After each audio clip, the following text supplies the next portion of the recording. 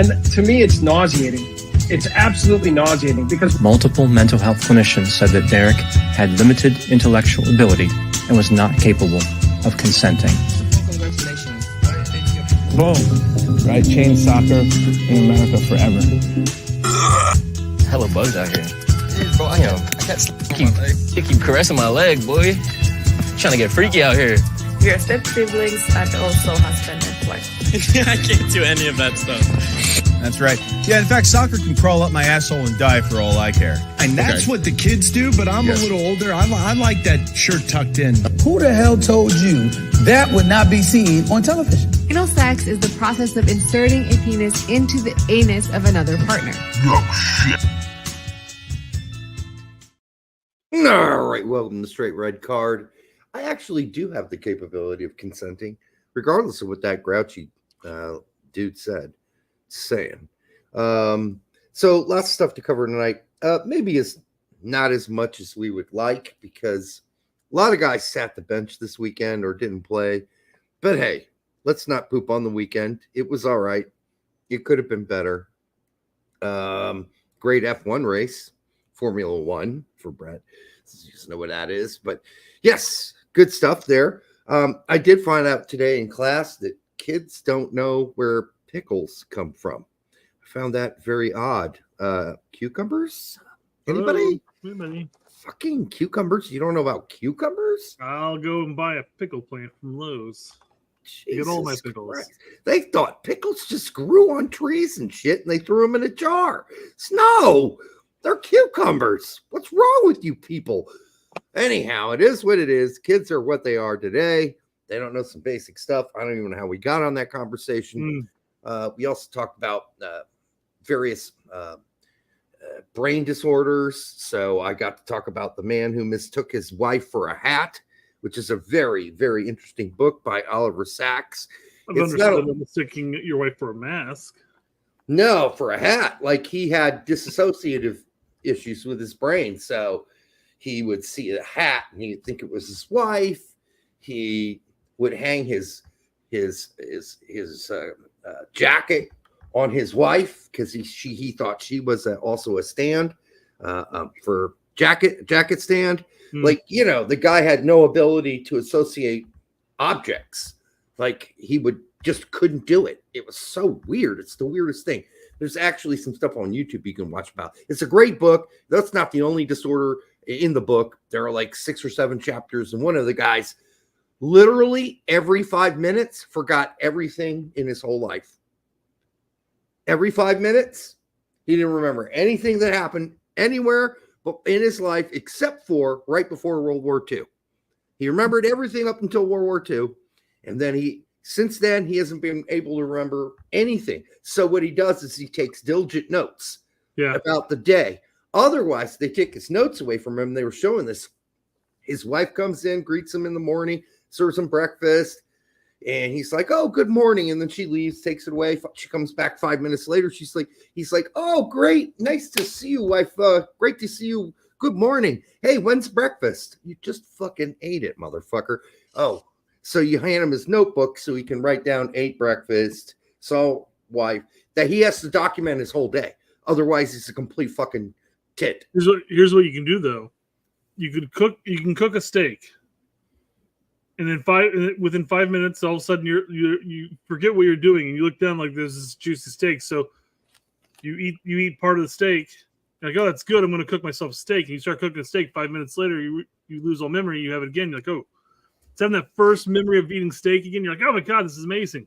I'm not trusting any motherfucker who can't keep memory for longer than 5 minutes to cook anything. Honestly, you have a couple of just like 3 or 4 New York strips placed right next to the counter. You just work your way down.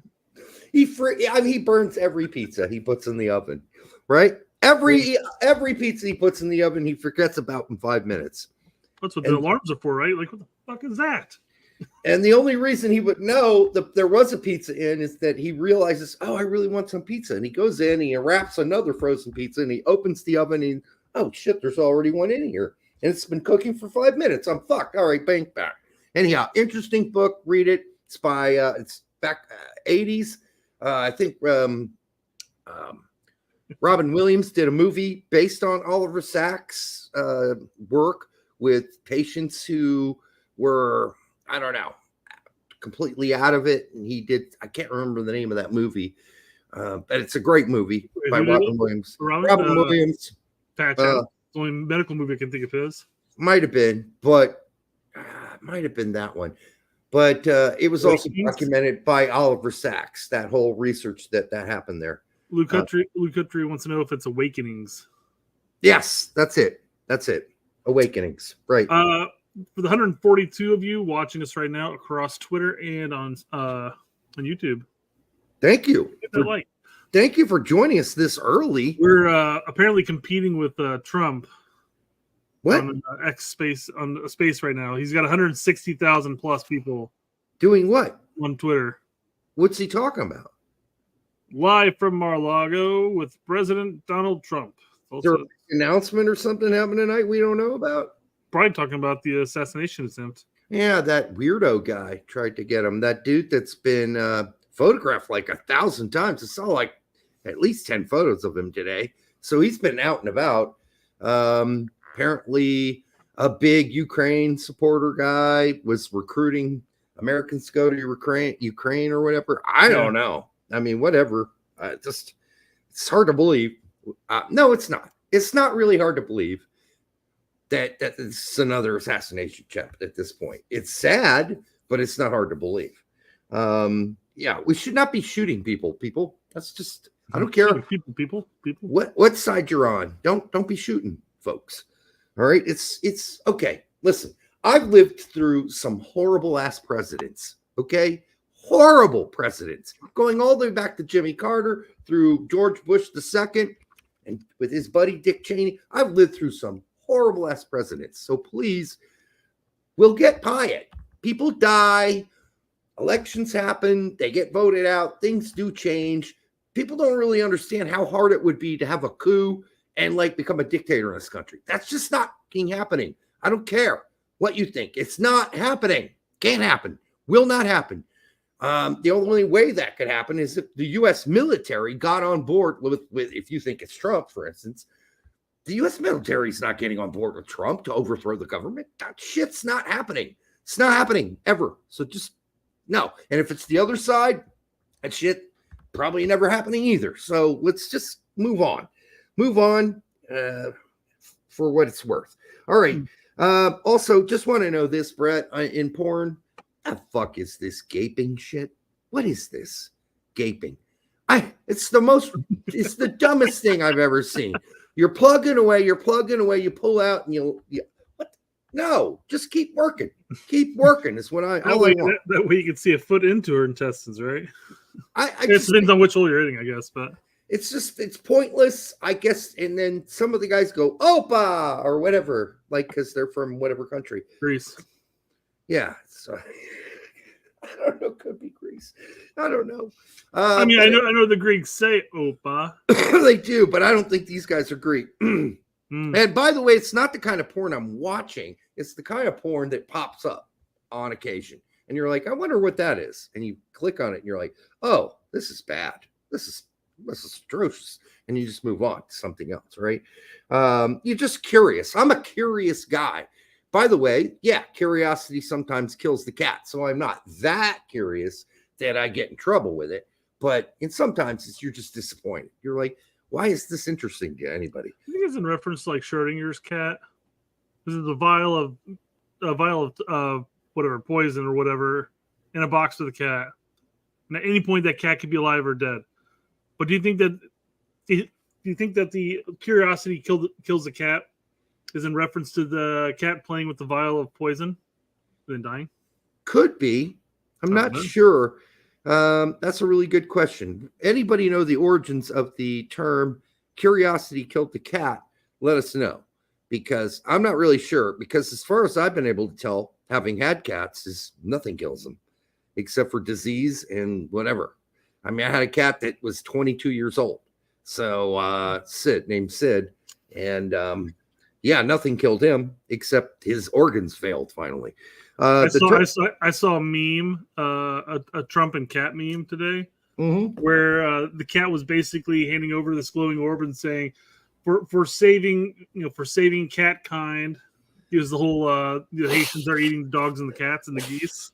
Right. For saving cat kind, we're making you an honorary cat with 9 lives. That coincides with the old assassination attempt. But I saw the whole cat National Guard video too on X, where they're preparing to go to Springfield. All right, well, let's hope that all this supposed cat eating or whatever is over soon, and that we don't have any more pets dying. Or hey, man, I don't even want the geese and the ducks to be eaten in the parks if that's really happening. Geese, Canadian geese, so I think we probably could cull the population around here, man. Yeah, they're all over. That's true, and they poop everywhere. So everywhere, yeah.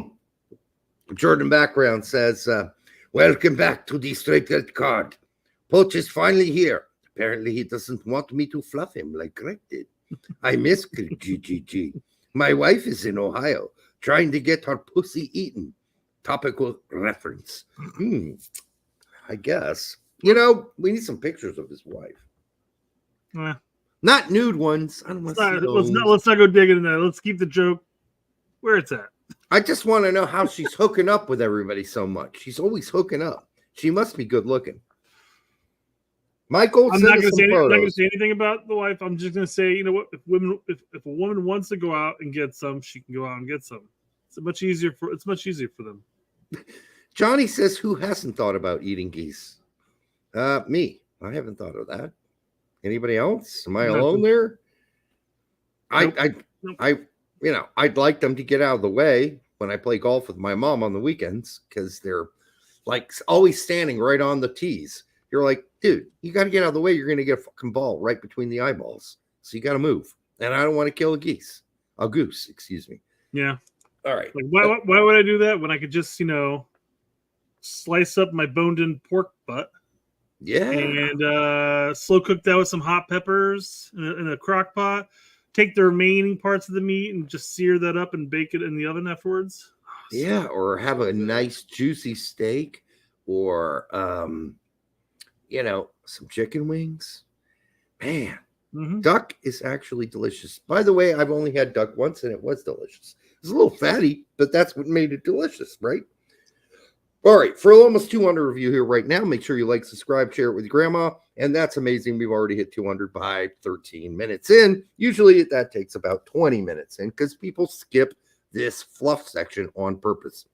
Curiosity Killed the Cat was originally Care Killed the Cat, mentioned in 2 plays in the late 1990s, one of which plays said by Shakespeare. Oh my God, I'm a Shakespeare freak. How did I not know that? Grady G says, "You guys are missing the joke. Are you referring to the going to Ohio to get her pussy eating? In reference to cats and Haitians?" If that's the I think that's what you're referring to if you're talking to us. If that's the joke we're missing, we're not missing it. We're not missing it. All right. Okay. So let's move on. That's all I had in my cerebellum as we move on here. Stage. Yeah, you sent me over a video of, looks like Florida State's dance team. Okay. Right during the basketball? I don't know. Football? Sport. That's gotta be football. I'm looking at the scoreline. Look, I see 4. It's gotta be football, right? It's no, football. It can't be 4. There's 0 and 2. No, it's gonna be basketball. I don't care. Or this could just be old. Doesn't really matter, I guess. I just don't understand what I'm supposed to be seeing. Maybe you can help me out here.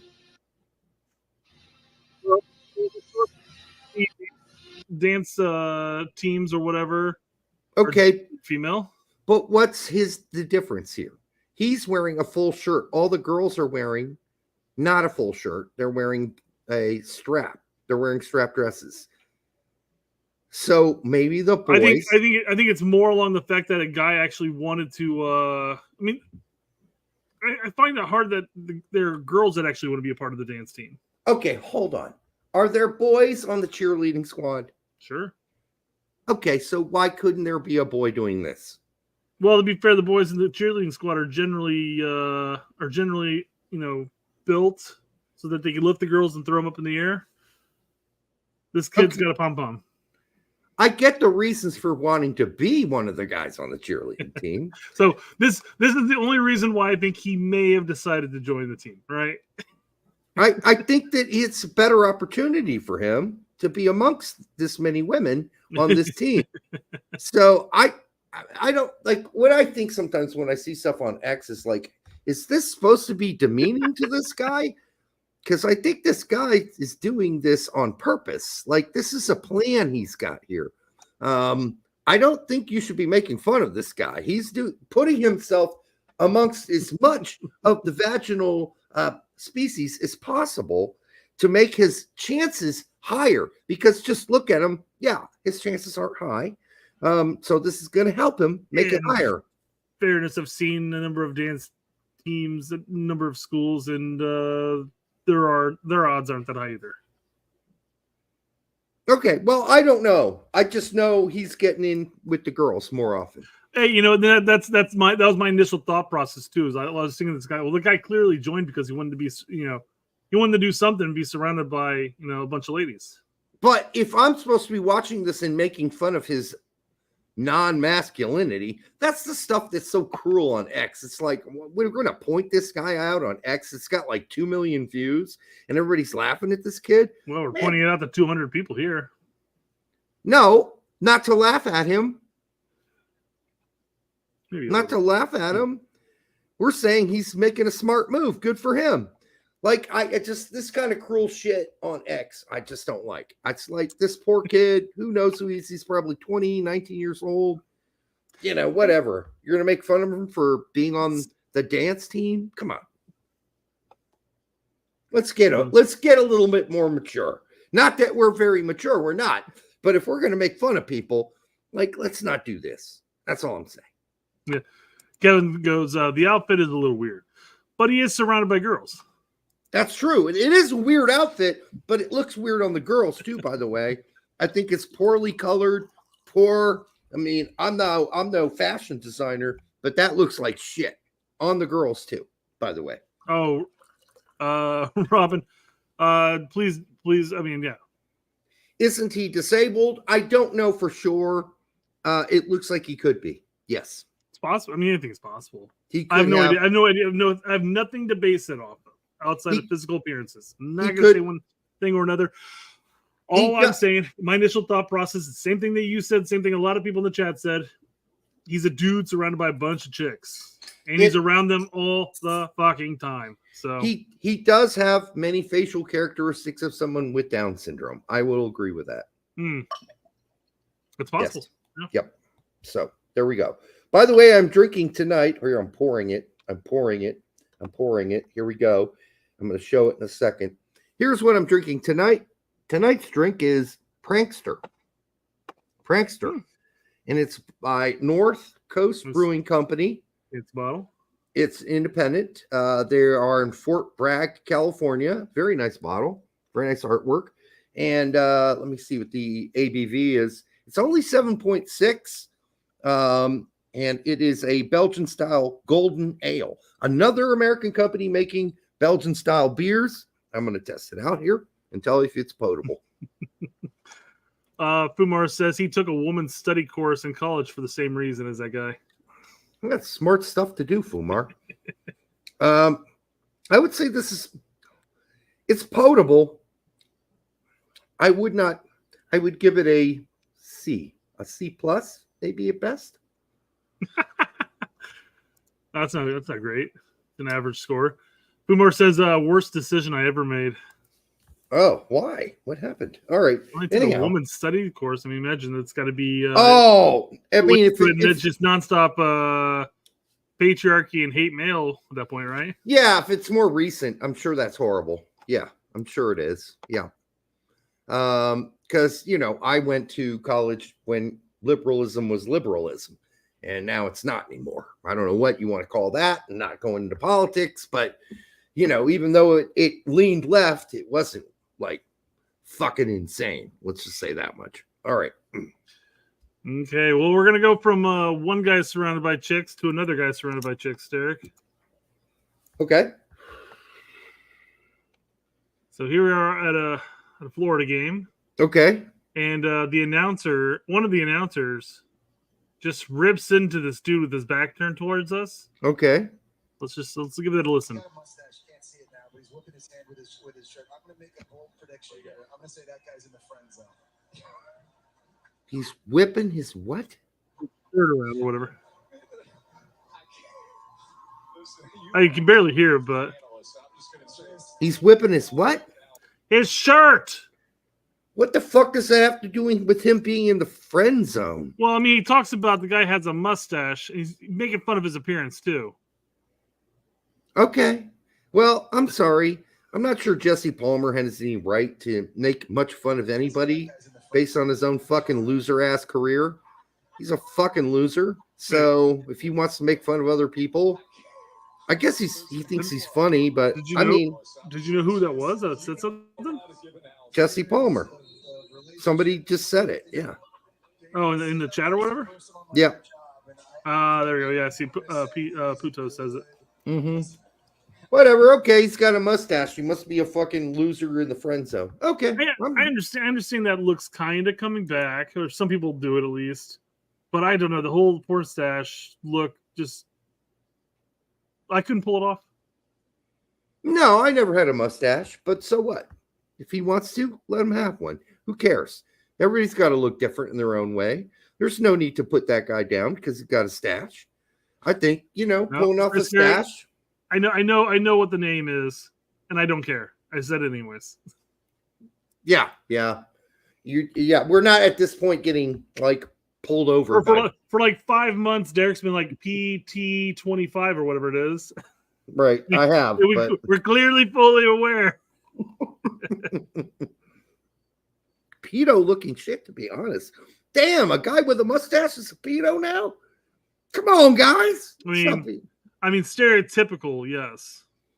Okay. But not legitimately. All right, let's go pull up pictures of in the list of people on the child do not go Eric, near you're more list. than welcome to look up pedophiles on your. I'm not going to do it. I'm not doing it on mine. But I can guarantee you, the percentage of them that have mustaches is at least below 10%. I would wager 90% of them have that pencil thin. Oh, mustache. come on! Barely considered a mustache. It's like 3 hairs. I guarantee it. This is just getting ridiculous. Nope. I mean, the percentage of the population that has a mustache is what? 3-4%? Maybe best. Now, what's the number or percentage of the population that are PDs? Okay, 3? 7. No, a little higher. I was jokingly saying that. Yeah. All right. Anyhow, a great mustache is a great thing. Let's not forget that. All right, this Brett. Just go back into your history. You don't have to search it again. That's I'm not gonna put that in my history at all. I'm not getting put on a list by looking up that. I mean, looking up the list of offenders is not something that's going to go in your history because you want to check your neighborhood, especially you with kids want to check your neighborhood to find out who the local pedos are. You can go to an official site. Yes, on Indiana itself and look it up that way. But I wouldn't be going to Google and saying typical face of a P. No, I wouldn't do that. No, I wouldn't do that. All right, for the 250 of you here, make sure you like, subscribe, share with your grandma. You can do that on Twitter or X, or YouTube. Just like it either way. Give it a thumbs up. All right, here we go.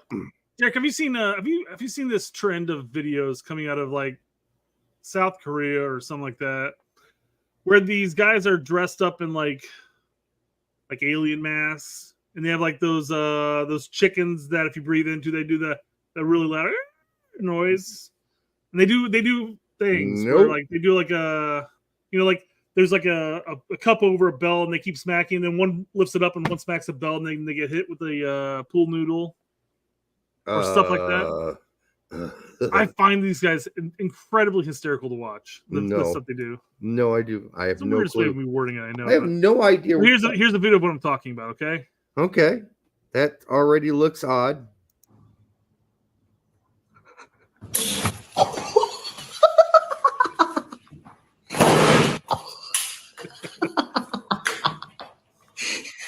What's he trying to get out of there? Some kind of little tissue or something. Like a seed? They got... you know that can hurt. Yeah. All right, yeah. He's going to go on and on. He's going to keep getting his ass snapped. No, I think he's getting it there. He got it. All right. He's still going to hit him in the head. Watch. No. This is the good one. Because there's a second bit to this. Oh! He squeaked. What do you do?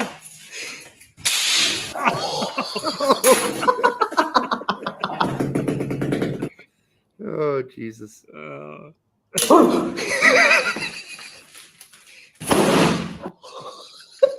Okay. You get the idea there. I get the idea.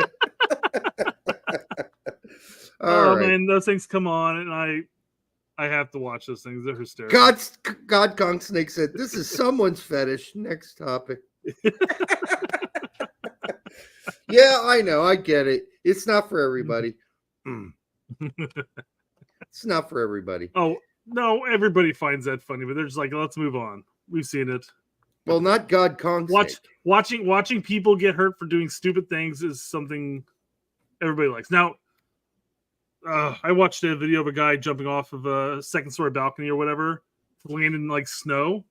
But he like did a pencil straight down, and I tried to scroll fast enough before I saw his shin split in two. Ah, Brad. That's horrible. Like, no, scroll. I always scroll past those things, but somehow I didn't scroll fast enough on that one. Oh, what an idiot, though. There was a guy I saw in a video who jumped into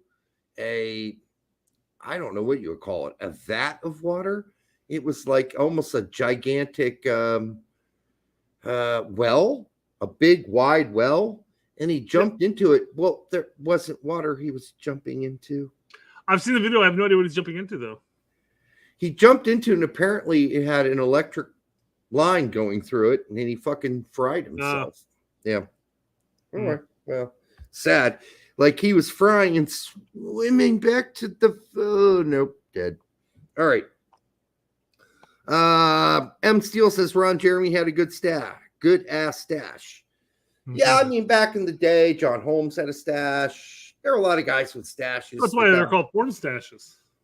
Yeah, there was another guy who was in the Devil and Miss Jones, the original. He was kind of a star for a while. He had a stash. Lots of guys in the 70s, early 80s had stashes. Mm-hmm. Yep, for sure.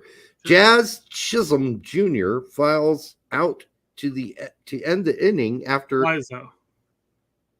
flies out. To end the inning after Richard Fitz walked the bases loaded. No score. What? This is baseball. Yeah, no. Dick Fitz sounds like a fake name on the straight red.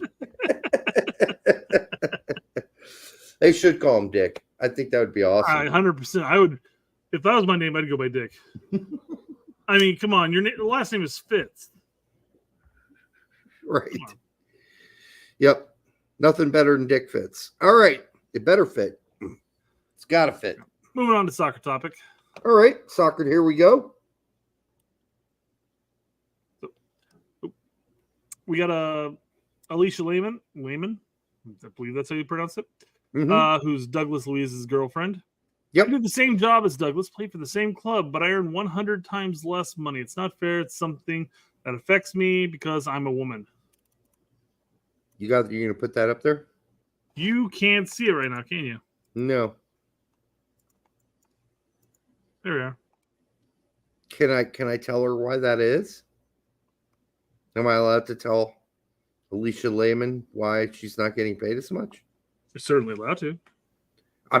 It's just a matter of money because, well, a lot more people watch the men than the women. And there's a lot more money going into the men's game and a lot more fans buying T-shirts for the men's team and a lot more people buying tickets to the games. And that shit kind of adds up. Like if they could pay her more because they were bringing in more, they probably would. I understand her frustration because she was born as a woman and she's a really good soccer player, and that must be aggravating for her. Hey, she's thinking, if I was born a man, I'd be playing men's professional soccer right now, but I was born a woman. It's not fair. Yeah, life's not fair. But you know what is good for her is these two are together. They were together at Aston Villa, and now they're together at Juventus. And by the way, that was no fucking accident. That fucking transfer happened on purpose so they could stay together.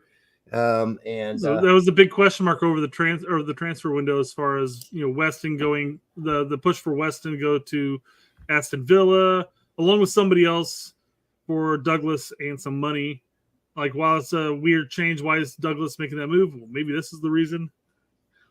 Right. I would also just remind Miss Lehman that women make up 50% of the population. And if they're really excited about supporting you, they should be out there for supporting you full hard on. Because I will tell you this, 80% of the fans at the stands at Juventus games, maybe 70, it's like 70-30, are men.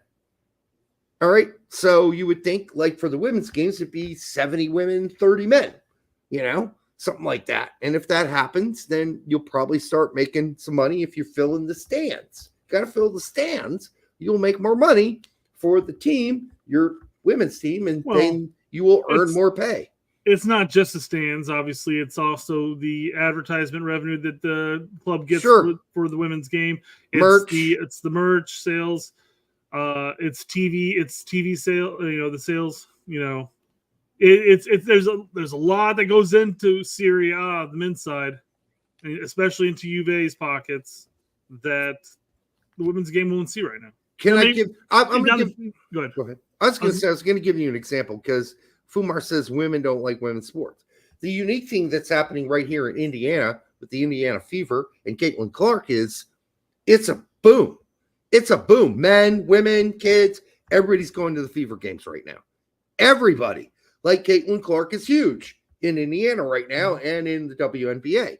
So if you can find a superstar like that, a young one, up-and-coming superstar, you might be able to have the same effect on, I'm sure, Caitlin Clark's going to make more money because of this. I mean, she's got that huge deal with Gatorade. She's still going to make significantly less than, say, Steph Curry or something like that. Yes. Or somebody else in the men's game is the point. But she's still making millions from her ads, though. Yeah.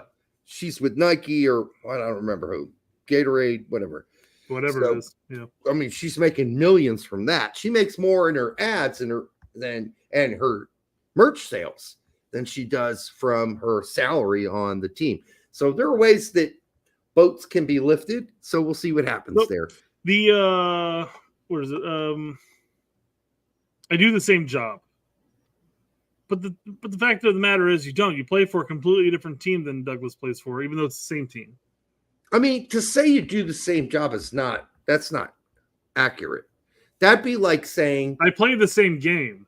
Yes. You play the same game, but that'd be like saying somebody in the 4th division in England's like, I do the same job. I play soccer. Okay, but you're in the 4th division. Or the third division, or even the 2nd division. You're not in the EPL. You're not going to get EPL money. That's how that works. Even if it's men to men. I don't see the 3rd division guys in League One complaining about not getting paid as much as the EPL guys because they know why, right? They just know why. And I think in this case, she just needs to know why. I fully support women and women's soccer exploding. I hope it does. Just like Caitlin Clark is blowing up right now here in Indiana. Why am I spacing the one female MMA chick that was like everybody knew? Oh yeah. And then she's now with WWE, but I can't think of her name. She got her ass kicked a bunch of times and just quit because she knew people had figured her out. Absolutely. Ronda Rousey. Thank you. Jose Lopez said it first, and Brad DeMarco followed up. But she had a great comment because they talked about how when Floyd Mayweather comes in, I might do different sport completely, but he comes in, he makes X amount of millions, and you only make like $1 million per fight. And she's like, well, Floyd's been fighting 50 plus fights. You know, if I was making 50 plus fights, I'd probably be making closer to his money at that point. I've only done 11 fights, therefore I'm pretty comfortable where I'm at. You know, she understood that even though the women in MMA, you know, tend to make it, you know, they make pretty good money, quite frankly. The big one, like, the big ones do. Ronda True. Rousey made a fucking killing in MMA, no doubt. Now, of course, you know, she had, you know, she's very popular, but she wasn't going to make as much as, say, like, you know, one of the best boxers at the time. Sure. It's not going to happen. But, you know, if she were to go 50 fights in, maybe she would be pulling in that same amount of, you know, income. Who knows? So Derek and Brett do the same job as Mr. Beast. Why don't they make as much money as him? Yeah. I mean, we do, but we don't, because Mr. Beast is a whole different, like, he doesn't really do this, what we're doing here with soccer. Obviously, it's the same, but it's not at the same time. So some people are saying Mr. Beast is over. I don't know. I don't follow Mr. Beast. I don't watch Mr. Beast. It would be an absolute shame if the guy who's worth like hundreds and hundreds of millions of dollars had to stop doing his day job and just could enjoy the money he has. So, I mean, yeah, he could retire tomorrow. I mean, at some point, yes, his YouTube career would end, which is why he was reaching out to different avenues of sources of income. Now, of course, I haven't followed Mr. Beast's most recent issue, so I'm not talking about that. But I'm just saying he's got plenty of money, and if you wanted to say stop working right now, he'd be fine for the rest of his life. Yeah. So anyhow, I think that Mrs. Lehman will be fine. She's probably going to get married to Douglas Luiz. They're going to have a great relationship and a great marriage and great careers together. And I just think these kind of overarching statements, although I believe this is translated from German, and I never trust that, by the way. Never trust translations from German because people do a really shitty job of it. Let's just put it that way. And that's why so many motherfuckers are misled about the whole Gio Reyna thing. They're like, they read the translation, and there's like 10 translations, but they read the wrong one. And they think, oh my God, Reyna's got a character flaw. He's a horrible person. No, you read the wrong translation. You really did. All right, what else we got? We got some USL news, actually. Expand the league's footprint across Mexico, Central America, South America, including Brazil and the Caribbean. USL expanding abroad via ESPN linear channels and ESPN Plus. This is a nice step, and hopefully we'll see some growth for the league as a whole. So they're expanding their footprint. Yep, they have a multi-year agreement with ESPN International, which includes, like I said, Mexico, Central America, South America, including Brazil and the Caribbean. Now, those are very specific markets, and there's reasons why they hit those very specific markets. It's because they've got players from those markets. Yeah. How much growth we'll see from this, I don't know, but it's nice to see potential growth and movement forward. I would say it'll be pretty minuscule to small, but you know what? Good luck to them. I'm rooting for them. Of course, I'm rooting for the USL, but being permanently relegated is not going to help that league. Yep. Well, again, and we've talked about this before many times, but the only thing that USL can do at this point, because they're certainly not going to be merging or they're not going to be doing pro and rel with MLS anytime soon. No. The only thing they can possibly do is eventually get to the point where they can qualify for D1 status through U.S. Soccer. Now, the problem with that is that there are some very arbitrary, just like some really odd things you have to meet, some checklists you have to meet in order to be Division 1. Right. Well, and unless US Soccer bends over and says, well, MLS are being dicks about certain things, so we're going to go ahead and grant you D1 status. And that's never happening. Never going to happen. So, like you said, permanently relegated. What frustrates me about the our buddy, our friend, and the whole pro-rel movement, which, you know, we want pro-rel too, is that they're just not honest about how far we're from it and how many barriers would have to come down for it to happen.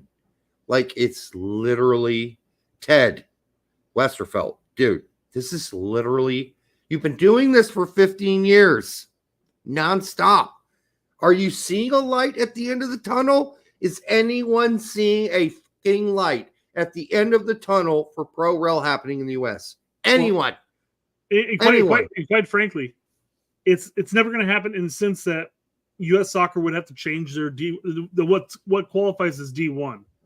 Because let's just say USL goes out and handpicks a handful of billionaires to come in and meet that threshold that the owner has to have X worth. You have to be at a stadium that seats X amount of people.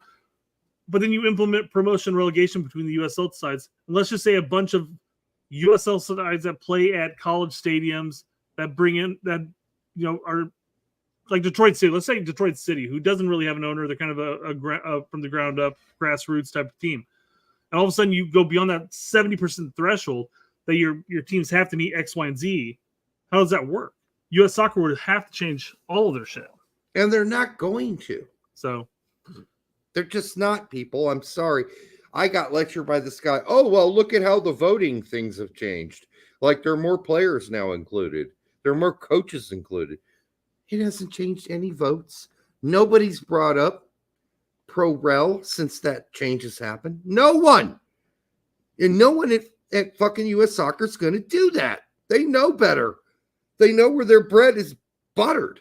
And their bread is being buttered currently by Arthur Blank at Atlanta, who just built them a whole fucking new training center.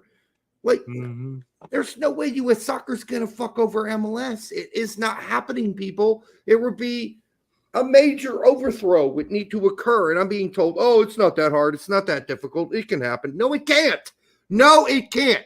Give me some real, not Disneyland shit, but some real evidence that it could happen. Because believe me, we're pretty well connected in with the system here. And we know a lot of people know it. All the people in the inside are telling us, or been telling me for at least 15 years, ain't no way in hell that's happening. No way in hell. So, all right. You can be for it like we are for it. We'd love to see it.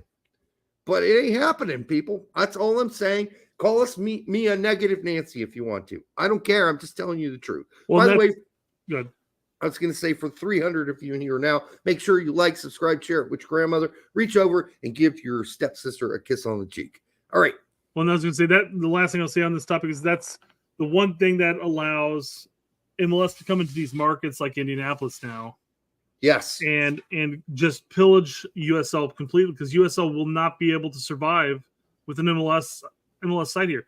Because again, fans are going to want to end up watching MLS, the Division 1 over Division 2 at that point. Because there's even here in the Circle City, it's still considered, second division. Oh, a lot of people consider that, it's minor league, but they go because it's the only live soccer around here. But if MLS comes a knocking and they plant their flag, they're all, 70, 80, 90% of those fans who are watching USL, watching Indy 11 are all just going to migrate over. And just so if there are new people here that don't know, we are co-founders of the Brickyard Battalion, president, vice president, back when the team was founded. We did it for 5 years or whatever it was. And so we helped start that team that's playing in the USL. Indy 11. You don't think we love them to be able to be promoted? Of course we do. But now we're watching them literally being ripped from us by all these new MLS investors who are going to start a new team with MLS and Don Garber and Dick Simon, the Pacers, and all the people we mentioned in earlier reports that all ended up being true. By the way, we were the first people to report it. And we're going to lose our team. That's if MLS shows up here in Indianapolis, the USL Indy 11 will be gone. They'll be gone. They'll be Audi 5000, just like the San Diego Loyal was gone when the San Diego testosterone team was announced. I don't know what they're Testosterone FC. Real quick, we'll see what it says. Can the original Indy 11 super trademark? The new MLS side won't be Indy 11. It'll be Indianapolis FC, unoriginal garbage here. So to give you the inside info, they already tried to buy the rights to the logo and the team name. MLS did, or the MLS investors did, and it was rejected by the current owner, Ursula Ozemir of Indy 11, who said, "No, I'm not selling you any of that. Fuck off." And so there we go. That's what Andrew is asking, if there's been any approved offers for the Indy 11 name.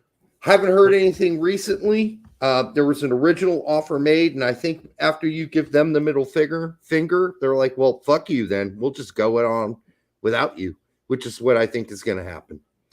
So Indy 11 will probably not be around, not maybe this season, but within 3 seasons, I do predict they will be gone.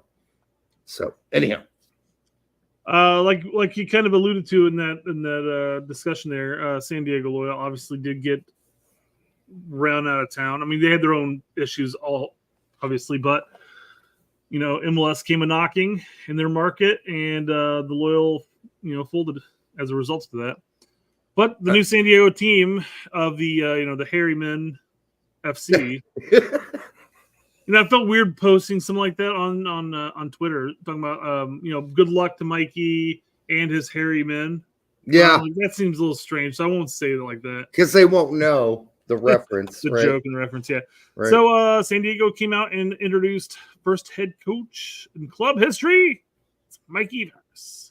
And by the way, for those of you who don't know the reference, it's that the owners of the San Diego Loyal were talking about their youth system and how they work it through and develop it. And they were talking about when we notice that a young player is hit puberty. It wasn't the Loyals that were doing that. It was the no, not Loyal. The guys coming in to the San Diego FC. They were talking about how they want to run their youth programs, and like they run it in Africa. And they're like, if we notice that a 15-year-old has hit puberty early, we were going to move them on. And they were talking. It was weird. something weird like that. Yeah. Yeah.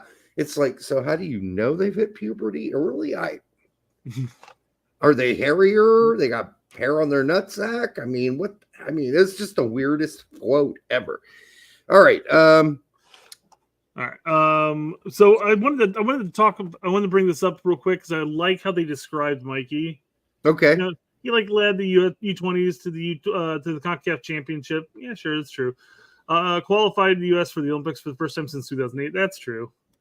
He coached the U.S. at the U20 World Cup. That's true. And he served as interim head coach. Well, it's true, technically. But it was like one window, guys. Two games. I mean, do you really want to go about advertising like that? I mean, I'm really shocked with his lack of experience in coaching anybody over the age of 20. Except for the Olympic team, obviously 3 players. It's just shocking that he has an MLS job. It really is. As somebody mentioned beforehand, got the job before Berhalter got a job. Although Berhalter may not necessarily have the job because he's still getting paid by U.S. Soccer. Well, he's not on gardening leave, so he's free to leave. But, he might be getting paid so much in gardening leave, we don't know, that maybe he just wants to take a break and doesn't even want a job yet. We'll see. But yeah, Mikey Varis getting the job before Greg at San Diego, and good luck to Mikey. I mean, good luck to him. There we go. Skelvin does go on to say, I don't find it at all shocking that all the Greg yes men have landed nice, comfy jobs in MLS. So, I know BJ obviously at Nashville. You now have Mikey here at San Diego. Was there any other yes men that got jobs? I don't really know how much of a yes man BJ was. I agree with you on that because we saw what BJ could do when it wasn't with Berhalter. Yeah, and I'm not sure how much of a yes man Hudson was either. Honestly, I think they were. I think Hudson and BJ were along the same cut of fold. Same mentality. Yeah, they were asked to be critical thinkers and challenge Greg. And then when they took control, they did things that were very different than Greg would have done. So I don't know, but I think Mikey Varis is definitely cut from the thread of Greg Berhalter a lot more than those two guys. I think both BJ and Hudson already had predispositions and they'd already coached teams before, or at least had their own vision before. So Mikey Varas was really formed and shaped by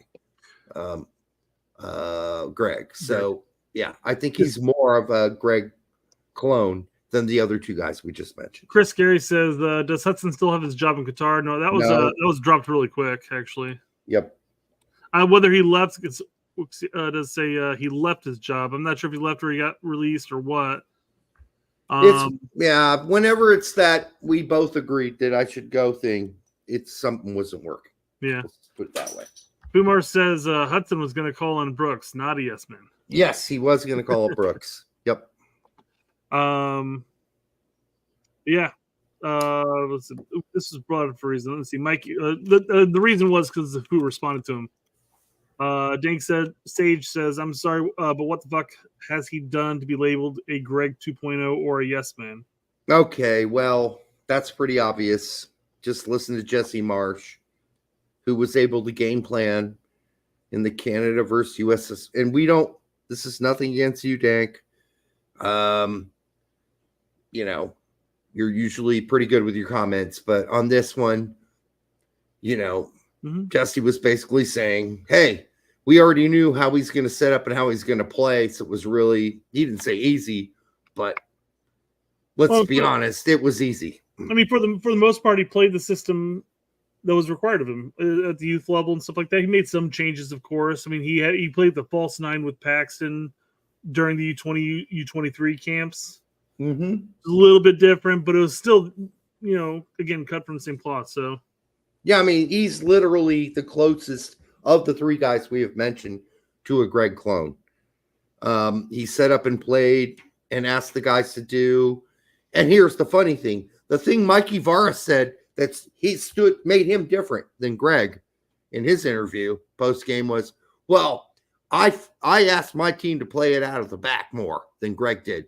When Greg was coach, we kicked it past the half field a lot of times after the goal kicks. Like, that's something to be proud of because we got slaughtered because of that shit. That's what Greg used to do. That's what Greg used to do, and at least Greg gave that shit up. Greg still played that way. He still played out of the back a lot of the times. I think as the years, as the last year or so, I think he's moved on a little bit from that, but he still played out of the back quite a bit. He did, but he knew he did give the thumbs up to Turner to blast it up the field on goal kicks. We didn't play it out of the we did not play it out of the back as much under Greg in this new window with Greg. But Mikey Varas is like, well, I changed that back. We went back to playing out of the back, and I'm proud of it. He didn't say he was proud of it, but he's basically bragging about it. Like, that's the big difference between me and – so don't compare me to Greg, even though we played exactly Greg ball. And the only difference was we tried to play and force it out of the back even more than Greg was willing to do. How is that an improvement, you stupid fuck? Anyhow, ridiculous from Varas. Good luck to him in San Diego. So excluding Pulisic, Derek, which U.S. men's national team player do you think is going to impress the most in the Champions League? Oh, let's go down this list. Reyna. Balogun. No. McKennie. Oh, Tillman. Maybe. I'll give him a maybe. Musa. I'll give him a maybe. Maybe. A maybe. Weah. Maybe. I'll give him a maybe. Pepe. Nope. Not going to barely play. Vickers. Celtic in the Champions League? Really? No. Des isn't playing. He's hurt. Don't forget Ledesma. He's in that photo. Yeah. Not going to impress. No. It's going to be a completely different game for Ledesma whenever they get in the Champions League, huh? Yeah. Good luck to Ledesma then. And somebody had me put out this article, like, Ledesma's been critical for PSV this season. No, he hasn't. I think Tact was talking about that in his thing as well. Oh, was he? Yeah. I forgot which pundit, which publication it was. But yeah. I didn't see that one. But yeah, so we agree, I guess. But yeah, I was like, are you fucking kidding me? It was Scalazzo? I think it was Scalazzo. It might have been. Yeah, and they're like, oh, he's so critical for PS. No, he's not. He has not been critical for PSV this season. He's just done a good job. That's all. Nothing critical. He's no Dest. He's not doing anything Dest does. So don't make him a critical piece of PSV. Well, the teams they have played so far in the Dutch league have been absolute shite. Let's be honest. And I mean, I know you said this last week or maybe in the week before, but yeah, the teams that they've been playing, he's not being asked to play a lot of defense. And of course, at that point, when you're in the offensive third or offensive half for 90% of the game, you know your backs can be pushed up. But the problem is, from at least a couple games that I've seen of Ledesma so far, when he's pushed up, he tends to just play it way too safe. He's not making a name for himself. In situations. I mean, take your chances at that point. Although I heard that he almost had a banger of a goal. He had a better game last weekend. I'd just say he's been solid, not spectacular at all, and certainly not critical. Not critical at all. He's been good, though, which is good to see from Richie coming back from all those injuries. And there was one more at the bottom right. Oh, it was Austin.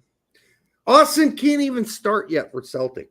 He rode Pine for 90 this weekend. So is it safe to assume, as far as players that will impress, or most likely will impress? I don't even know.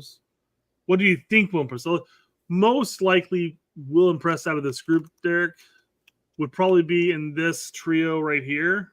Tillman, Weah. Because they stand a chance of playing. I mean, Tillman will get all the minutes, of course. Yep. Weah and Moose are going to be fighting for minutes, although they may get some more minutes in Champions League because they're not necessarily, designated starters right now. Although Weah just returned from injury, but McKennie just needs to get his ass off the bench. Yeah, anything at that point. But he's not even getting a sniff. Not getting a look or a sniff on the off the bench. No, apparently he is way unfit. He came into the season extremely, and I quote, unfit. Fat. Do you see John McKinney is not auctioning, but he says, hey, like and comment for Weston McKinney signed US kit, or those Juve kit. Mm-hmm. Yeah. Did you like and comment? Kind of sad that he needs the money. But it's not money-wise. It has nothing to do with money. Okay. But I mean, at that point, I guess it would be generating traffic to your Twitter. Although I don't even know if he's monetized, so I'm not sure why he'd be even worried about that anyways. Maybe just to generate more talk about McKinney, I guess. I don't know. He's not doing any, as far as I know, he's not doing any of it for money, so. Okay, good. But listen, Reyna would have to be uninjured soon, and then Reyna would need to play. Well, he will be uninjured soon, but the second part of that, Derek, you're right. Even then, he's got to go out and play. So. Right. And Weston, when he's fit and great, he delivers for Juventus. He did last season. So you're hoping he gets fit. Juventus keep reporting he's not fit and he's not ready. I mean, what the fuck did he do over the offseason? We saw him at Copa America, and that's the heaviest set McKinney we have ever seen. Seriously. And so he just needs to get back to that trim-ass McKinney at the beginning of last season for Juventus. And apparently now they're trying him out as a winger in training sessions with the new system. He's played out wide before. Yeah. But I mean, I guess what's being required of him as a winger in this new system will be different, I guess. It's not that much different. He'll be fine. Mm-hmm. But he does need to get fit. And if he's fit, he's honestly a better winger than Weah. For Juventus, when he had to play that position. Oh, he was far more productive for Juve. Absolutely, 100%. No, it's just a shame. He was coming off of a really good season. He was. And this is the situation we're in right now. So, but apparently, He was so unfit he couldn't play for us in the friendlies. And he's still so fucking unfit that at the beginning of the season, there was no likelihood that he could even come off the bench for Juventus. They're like, no, you're just way off your whole. Yeah. So we'll see what happens here, but hopefully he pulls it together and does the thing he did last season, which is pull his shit together, work like a fucking beast, hire a private chef who cooks you the right shit for your diet and gets you back online. So we'll see. Yep. All right, moving on to one of our favorite segments of the show, Derek. All right. I know for a fact. Do not panic. Do not panic. Cap them now. Cap them now. Michael Bressa, 07, is not in the squad for young PSV today. Could he be with the first team tomorrow? Yeah. Okay. We'll see. We shall see. I'm interested. 17-year-old. I'm interested, but I'm not holding my breath. He's getting a lot of talk from the U.S. youth portion of Twitter. Yeah. Okay. So we'll see what happens. We'll just keep an eye on him. He is eligible for the Netherlands as well. So let's, not get too excited, but let's keep an eye on him. We will keep an eye on him. Is he going to play? I mean, that's kind of a stretch. There are a lot of depth on that PSV team who don't get to play. So and I'm just saying, even if he's going to be with the first team, let's say if he's with the first team tomorrow, why wouldn't he still play with the second team? He should. Today. He could have still played, then got called up to the first team, got a taste of that, but he's going to probably most likely ride Pine the entire game. Yep. I don't want to put any definites out there. He might crack, but I doubt it. Highly doubt it. Right. So, but he'll be a player we keep an eye on for sure. Yep. Transfer news. Transfer news. Who's getting mounted on transfer news? Who's getting over on transfer news? Transfer news. Everyone loves that transfer news, but me. Whatever. All right. For the 340 of you here now, make sure you like, subscribe, share it with grandmother. Reach over and tap your stepsister on her thigh.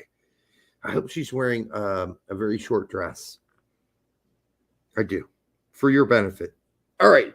So Ben Cremaschi announced he has signed an extension through 2027 with Miami with a club option for 2028. What does that mean? It means that you got that U21 incentive program or whatever, or U23 or whatever, 22 or whatever it is. It does mean there are not a whole lot of European interest right now, is what it means. So he's gonna get paid a little bit more money for a little bit extended contract. I'm sure it's only like by a year or two up from what his original contract is. I mean, that's how Guti was. That's how Luna was. So he's got a long ways to go from becoming a U.S. men's national team player and a guy that you can depend on going forward. Got a lot to show. Got a lot to grow. That's all I got to say. Right? So, best wishes to him. I hope he turns out to be spectacular and that firecrackers shoot out of his asshole someday. But like how you worded that, he's got a lot to grow and a lot to show. Yep. Maybe he's neither. Neither grower nor shower. What? How old is he now? 20. He's got to be 22 or under. Yeah. Yeah. He's not going to get much better from here on out. He might get wiser. He might gain. He's 19. Okay. He might get a little bit better technically. He's going to get wiser, so he can get wiser, especially playing alongside Messi. And he might learn a lot, which will make him a better player. But, as far as his skill set and who he is technically, that's small fractions we're talking about, how much better he can get from here. So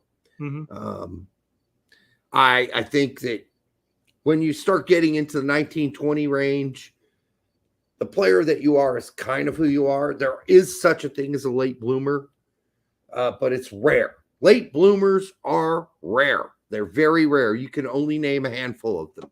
So usually guys in their 19s and 20s are kind of the players, if they're spectacular, that they're going to be. They show the kind of promise at that age already.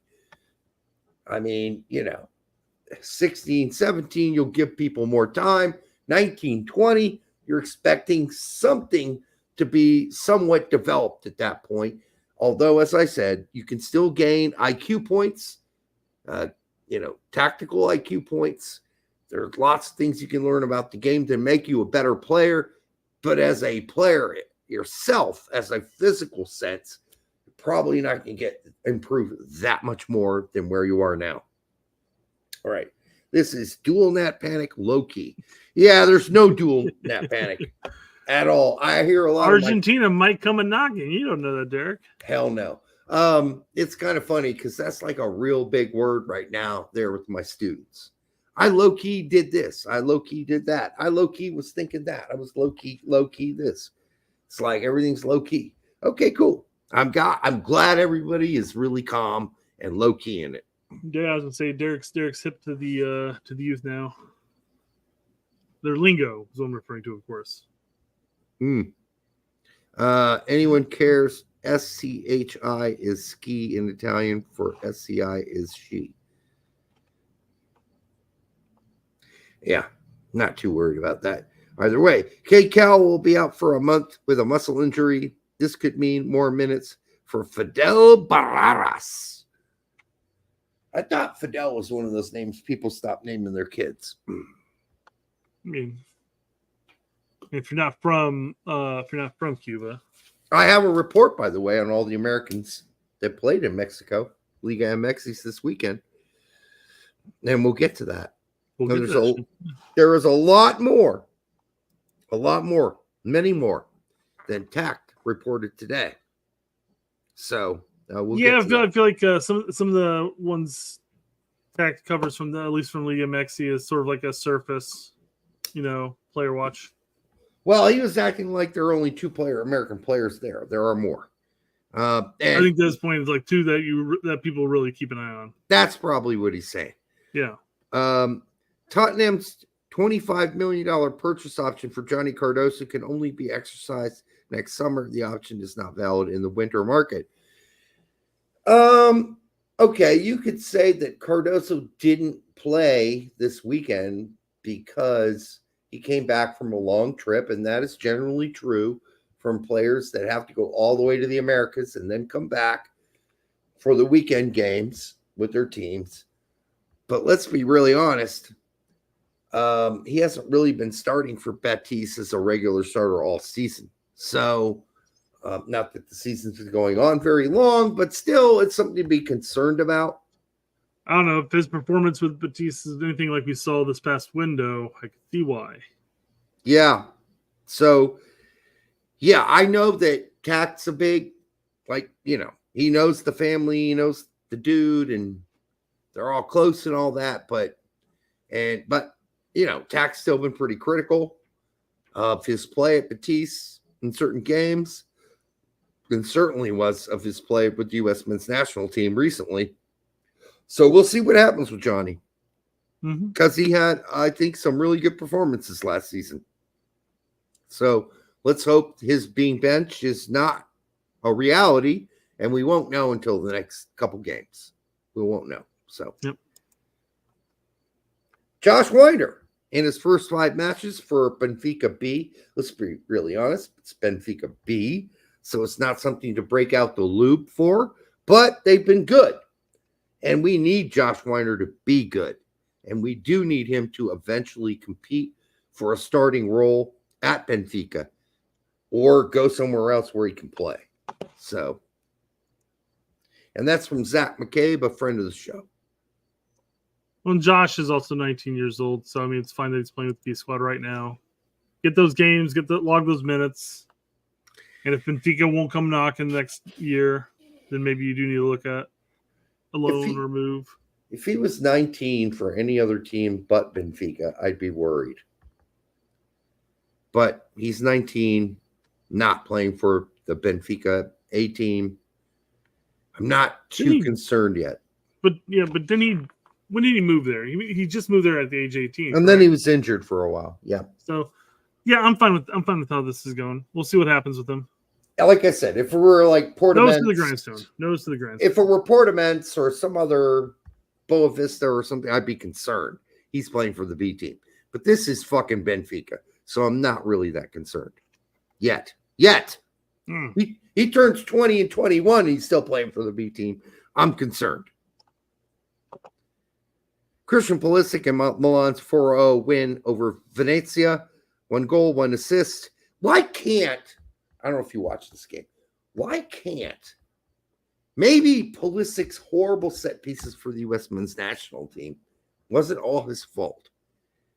Well, so, go ahead. You finish your thought and then I'll chime in. Because it seems to me, we tried to play with the U.S. men's national team a lot of near post slips. Yes, that's what I was going to say. Yeah, and they never work. And maybe this entire time we've been bashing Pulisic, and it's actually just been our set piece coach. It could be, yeah.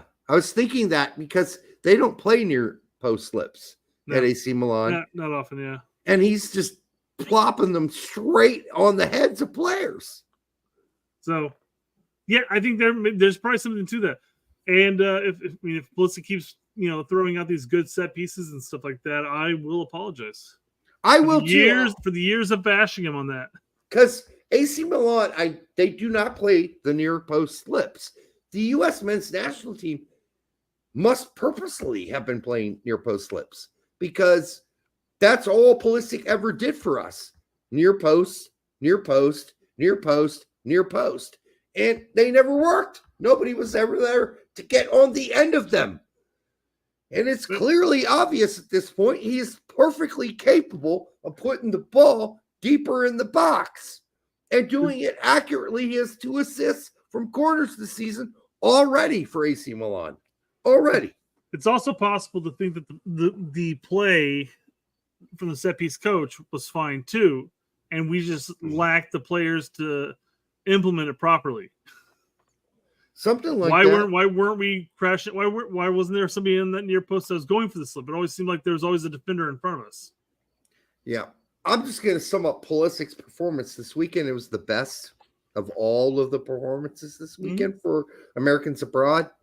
Spectacular. Go on to Paramount. Watch that. If you haven't, Paramount Plus, you can watch it. Watch the replay.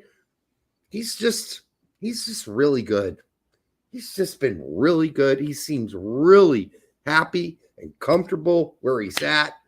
And poor Busio and Venezia got destroyed. They got fucking destroyed in that first half. Absolutely demolished.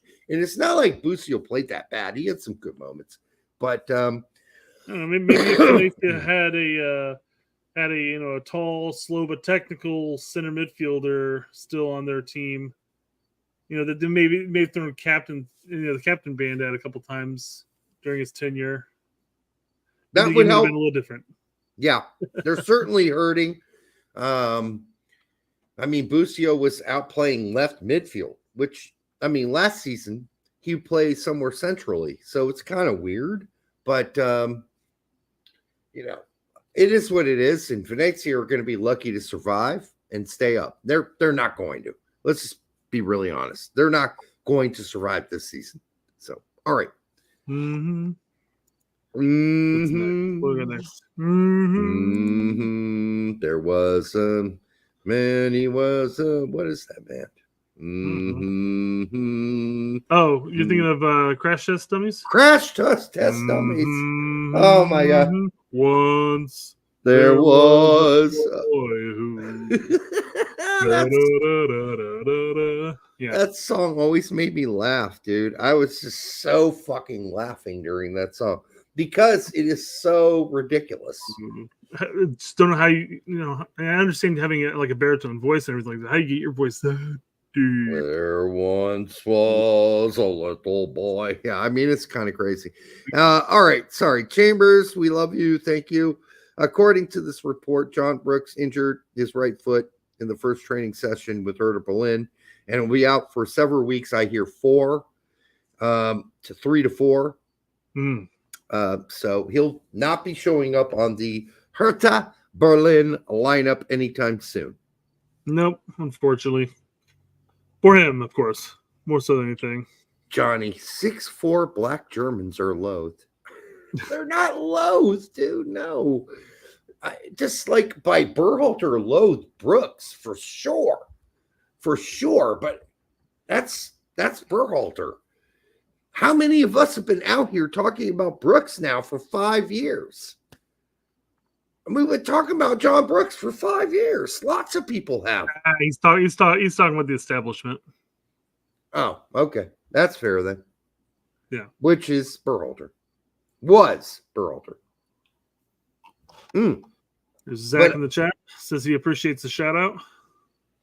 Hell yeah, Zach. Good getting to know you on the PMs. All right. What else we got? Let's go ahead and cover the rest of the Yanks abroad, actually. Let's do the Yanks abroad. Jump into the national team and Poch and everything like that. So grab your penis. It's Yanks abroad. All right. On Friday, Jonathan Amon. Remember Jonathan Amon? Yeah. Anybody remember that guy? He's playing for Lyngby. He went 90 minutes in a loss in Scandinavia. Osundina went 68 minutes in a tie for Dordrecht in the second division in Holland. Jalen Hawkins went 90 minutes for Emmen in a loss. Yeah, you're going to notice the trend here. 90 minutes in the second division of Holland. Rick Van Hees, a youngster at Utrecht's 2 team, went 90 minutes in a loss. Johnny Cardoso was in the 18. We mentioned that already. Matt Turner and Chris Richards were both in the 18 for Nottingham Forest, but did not play. You mean Crystal Palace? Crystal Palace. I'm sorry. What did I say? Nottingham Forest. Oh my God. Sorry, Matt Turner. Yeah, Matt. That's not gonna play much this season. Chris Richards, you're thinking he just got off the plane from his trip to the U.S. They're giving him a break. I think based on what I saw in that game, he'll be back as a starter next game. Jedi, 90 minutes in a fucking ridiculous ass goddamn game for Fulham, where, by the way, like you don't like the outcome of that game. Jedi played fucking amazing. He was fucking great. The whole Fulham team was amazing. They went into extra time. They got scored on, I think, with 45 seconds remaining in extra time for a 1-1 time in West Ham. That shit. And fuck that game. God damn it, I was pissed off. That's my team, by the way, people, if you don't know Fulham. That was like pissed me off. Brendan Aronson, 68 minutes in a lackluster loss for Leeds. He went back to falling over a lot, and he did have a couple good moments. But Dark Brendan was lost in this game and wasn't good. I mean, across the board for Leeds. Yeah. No. Yeah. I only caught part of that game, and yeah, it was it's definitely not one of their best performances by any means. By very few. By none, actually. Gooch went 33 in a loss for Stoke. Aiden Morris, 12 for Middlesbrough versus Dwayne Holmes, who went 22 for Preston North End in a tie. Koleosho went 64 in that game versus Leeds, by the way. Got a goal, the winning goal versus Leeds, but played pretty shittily. Actually gave up what should have been a goal early in the game in a back pass. That was a giveaway to Leeds' center forward, who had a one-on-one with the goalie and just forgot how to fart and couldn't score. Sargent, 90 minutes in a loss, and which was the most frustrating game to ever watch ever. I think Sargent blew a couple chances that he missed a couple chances, and Norwich definitely missed a couple chances that he set people up with. Yep. It was it was funny thing is when I was watching the game, I was sitting there tweeting about it and saying, just like his first performance, the first game he scored a goal in, he missed a handful of chances, and then I'm like, you can just feel it building. Like he's going to score a goal. He's going to score a goal. I even said that on Twitter. I go, this is one of those games where I feel like he's going to score. He never did. Nope. Very frustrating game to watch. Sort of ramming your head against a brick wall sort of thing. Haji Wright, 25 minutes, but 25 minutes he played were pretty good. And he was being given a rest. Of course, he was flying back. Poch, 34 and a tie for Union Berlin. I'm guessing he's going to continue to play because they just really don't have many other options there. Matarazzo, a loss for Hoffenheim as the manager. Scally, 90 minutes and a loss where Scally just kind of looked exactly like he looked for the U.S. men's national team last round.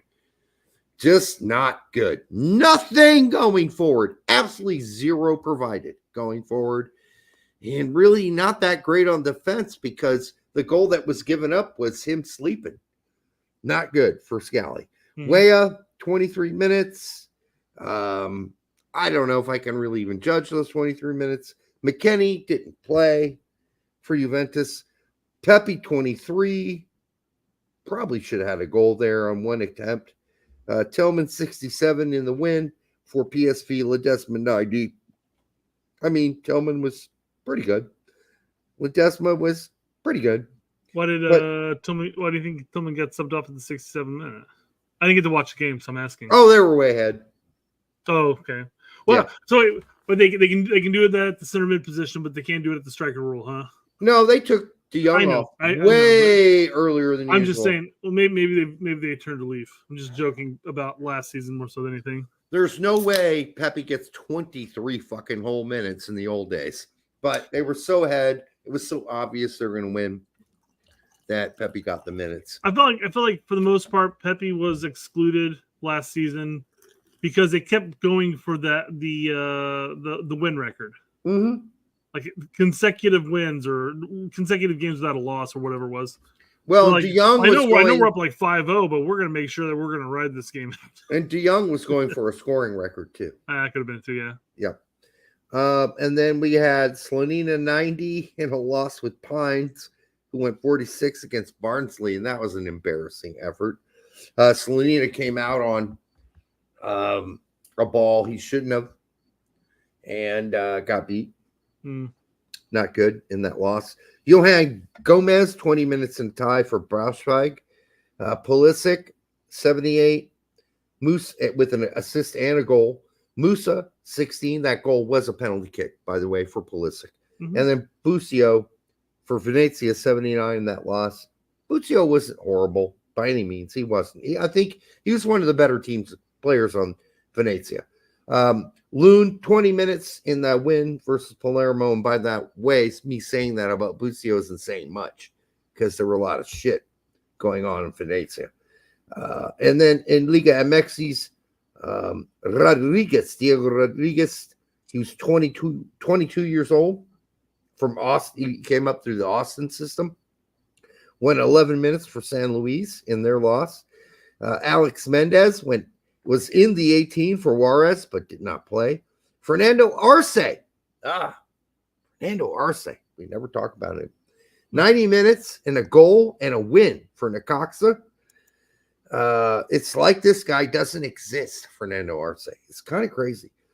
Christian Kappas, 7 minutes for Viking in a win. Viking in Norway. Adam Saldana. Yeah, I feel like that name of that team is just a little too on the nose, right? I know. Well, it's like we've forgotten about Christian Kappas. Pillage FC, you know? Right. We've forgotten about Christian Kappas. It's almost like he doesn't exist, which is, I mean, listen, that's fair. He's in Norway playing for Viking. Okay, that's nowhere. It's like the middle of nowhere. And then Adam Saldana, former LA Galaxy kid at 22, went 15 for FUM, something like that. KFUM. I don't know what that stands for, but they lost against Kappa's Viking. And then CCV went 90 in a win. Trusty rode the pine for 90. Didn't do anything. Giggity. All right. Arnie Chase for Stuttgart, 90 minutes. Anybody wondering whether or not there's a chance Arnie Chase is going to play for the United States because his dad is an American? I hate to break the news to you. So you're saying there's a chance? There's no chance. There's no chance. Through and through, has been committed for a long time. Go read some Japanese press if you want to. The chances of him switching to the United States at this point is about 0. He is in the Japanese national team future. He's going to get called up next time the national team for Japanese national team is called up. He will be on that team and he will play. And it will be over. So you can wish all you want and you can hope Pochettino gets on the phone with him and hope that makes a difference. It might. So you can get shit in one hand, hoping the other and see which one fills up first? Yeah. There's about a 90% chance that our Henri Chase is playing for the Japanese national team going forward, especially now that he's a 20-year-old starter at Stuttgart, one of the best teams in the Bundesliga. All right. Like, he's been playing for all their youth teams coming up. He is well familiar with all the players and the system there. He feels very comfortable there. It would take a near fucking miracle for Henri Chase to pick the United States in a position which I think he would start immediately next to Richards. Because honestly, that is one of our weakest positions. Although McKenzie is making an argument. Making a case for himself, yeah. Yeah, he certainly has in the last window and with Toulouse so far. So we'll see how that goes. Ethan Horvath was in the 18, didn't play for Cardiff. Some people are saying he's benched. Some people are saying they're just giving the other guy a shot. We'll see. Yeah, we are talking even worse. And then we've got Caleb Wiley out, returning from the U.S. national team for Strasbourg. So he didn't play, didn't even dress. Taylor Tessman got a few last minutes for Lyon, which is fine. He just got there. Balogun, 26 minutes, sucked. And then we got, MLS Shiners, Stars. Guys that did something. Mule with a goal for Nashville. Bunbury with an assist for Nashville. Caden Clark with a goal for Montreal. Bryce Duke with a goal for Montreal. Tim Ream with a goal for Charlotte. Duncan McGuire with a goal for Orlando. Owen Wolf with a goal for Austin. Brendan Hines Ike with an assist for Austin. Tom Barlow with a goal for Chicago. Yay, Chicago. Kellen Acosta with an assist for Chicago. Griffin Dorsey with a goal for Houston. Jonathan Lewis with a goal for the Rapids. Mihailovic with 2 assists for the Rapids. Good for him. Tillman with an assist for LAFC. Edwin Cirillo with a goal for LA Galaxy. And Fafa Bakal, the only guy that has ever stood us up on a show back in the old days, with a goal for Portland. And then we get back to Mark McKenzie, 90 minutes in what I would frame as one of the best players on the field for Mark McKenzie for Toulouse in that win against Emmanuel Sabi, who went 63 for Le Havre. And I will say this. Like, people pooping on Emmanuel Sabe, that's you, Tact. I wouldn't poop on a guy playing in Liga. Give him a chance. He's a starter, and he did some great things last season. He had some great moments. Give him a chance. I wouldn't count Emmanuel Sabe out yet. He could do something. He could.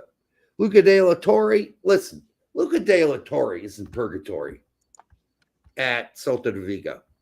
That shit is so over. it might as well have a toilet with the seat down with a wrapping over it that says broken. He is not pooping in any toilet anytime soon at Celta de Vigo in the locker room. He's not playing. He's not starting. He's not making any fucking roster. He is not getting anything but wearing civilian clothes on the fucking bleachers. So he needs to get his ass out of there by January. I wouldn't be surprised, quite frankly, if Mikey at San Diego comes knocking. I know that obviously there was the rumor that Luke was going to San Diego, but he did in this window. But I wouldn't be shocked if he is signed this winter. Well, here's the thing, Brett. Luca De La Torre realizes if he goes to San Diego MLS, his opportunities to play for the U.S. men's national team will probably fizzle. He wanted to stay in Europe.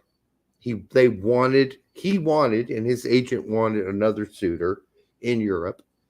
They just didn't get one. Fucked up for as well as he played for Celta de Vigo last season. The fact that his manager hates his guts, or at least doesn't rate him at all, is really weird after watching how he's played for that team for a season and a half. I don't know what's going on there. It could be a style thing or a setup or a formation thing, and the manager just doesn't rate him. And that's what happens when your team sucks and they get a new manager, and the new manager comes in and says, "Nah, I don't like you. You're not my fucking vision." Now, could it change? Maybe. There are a fucking shitload of injuries, but until then, Luca De La Torre's got to find a new team. And why he couldn't find one in fucking Holland after what he did in Holland, that would shock me. And what he's done in Spain. He should go back to Holland. Hey, man, go join Utrecht. Go ahead, Eagles. Whatever. Just get the fuck out of fucking Celta Vigo. The fact that he is unfortunately going to be riding not even pie, not even dressing for the rest of the season is pretty atrocious. I don't know. It's one of those things at 26, 27 right now. He certainly probably wants to try to stay a contender for U.S. men's national team. However, if he does go to Holland, I mean, how much money do you think he's really going to make there? He's not worried about money, is what I've been told. I'm just saying. Let's just assume it's 400 or 500. But the problem is, Brett, it's not him. Yep. He's willing to do whatever with his salary. He's pretty flexible. It's what Celta de Vigo are asking for him as an upfront price. Sure. That's the problem. Not his salary. He'll adjust. He'll probably take less. No problem. He just wants to get out of there because he knows the coach thinks he's a smelly, unwashed pair of balls. So he wants to get out. Yeah. But, you're entering the final years. I just think there's only like 26, 27, but entering the final years, he might be looking for a final paycheck at this point. I don't think so. But he take a 3 to 5 year contract, making DP money at San Diego. I wouldn't blame him. I wouldn't. I'd take it right now. Yep, I wouldn't blame him if that's what he wants to do. Because even if he does go to Holland or whatever, he could still be in contention. But that midfield is going to continue to get deeper and deeper with options. Yep. So he'd be taking a chance on himself, but he'd also be taking a chance on losing a lot of money and not, even cracking the US. So, you go to San Diego, you're a starter. You're a starter. Yep. Guaranteed. Sahir Al-Eslam, 90 minutes for St. Truden in a win and an assist. Mm-hmm. A very tall center forward. Just keep your eyes on. In Belgium. Jose Gallegos, 22-year-old, got 20 minutes for Sander Jiski in the Danish league in a loss. He's a San Diego product. And then we got Dietz with 90, Green with 90, both playing full-time. Not surprising now that they're both back there full-time. And Dietz back to his usual center back spot. And that was a tie for Firth, for Greuther Firth. And then we got Joe Enochs losing for Regensburg in the 2 Bundesliga. First time Joe Enochs has coached in the 2 Bundesliga, the American. They currently sit 14th out of 18 teams in that league. Ethan Kohler, 90 minutes for Werder Bremen 2. And Joel Imjason, 90 minutes as well for Werder Bremen's 2 team in a loss, unfortunately. This is going back. Mark Heider, the 31-year-old American for Freunde Lot, who are currently sit second in the 3 Bundesliga, scored 2 goals. Another 2 goals for Mark Heider in 3 Bundesliga. And they sit near the promotion level. Now, Mark Heider's old. He will never play for us ever. And it's just cool to see this old American guy still playing in Germany, just battling it out there and saying, hey, I'm staying here and I'm German practically at this point. Yeah, I thought the same thing when you mentioned Teal Bunbury's name. They're like, holy shit, he's still playing? Yeah, exactly. He's like 34 years old. It's so funny when my son and I used to play FIFA. This is like 5-6 years ago, and we were Fulham. We signed Mark Heider early in his career, and we tried to develop him and make him into a Premier League player. Anyhow, funny shit. All right, Toljan, 20 minutes for Sassuolo in a loss in Serie B. Or no, I win. My bad. Why is it starting? I don't know. Frankie Amaya, back to the Liga MXs. Frankie Amaya, 23 minutes. See, there are other Americans playing in Liga MXs. There are. One of them is Frankie Amaya, 23 minutes for Toluca and their win. Joe fucking Corona. I thought he must be 50. I thought he'd be 50. He's not 50. He's like 30 something.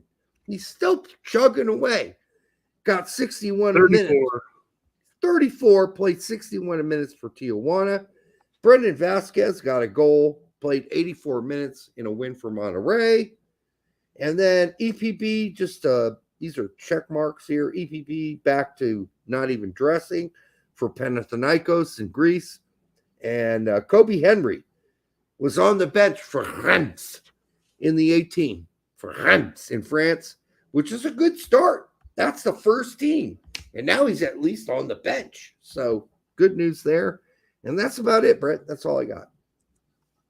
Yeah, well, that's no, it's not.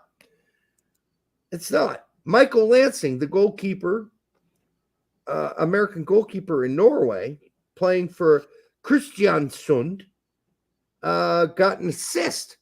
That's a pretty unusual thing for a goalkeeper. That was on X. You hoof a ball up and it.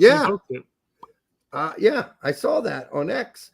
He got an assist. And then in Sweden, American manager Andreas Engelmark for Bromma Pochkarna lost in the first division of Sweden. His team currently, Bromma Pochkarna, is 10th out of 16.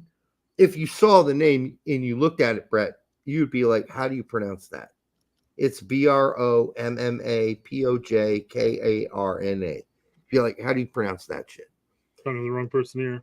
Yeah, it's Bromma Pochkarna, and they lost. They're currently 10th out of 16 teams. So Andreas keeping that team that he brought up to the first division there in Sweden, still up. They're in, they're not in the drop zone yet, but so good for him.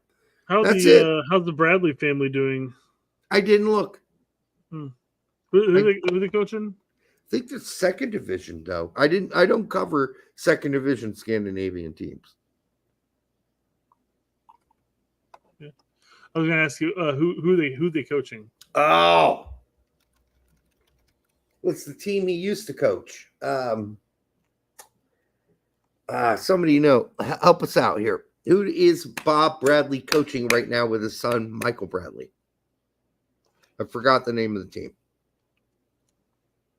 Is it what is it, Stabæk?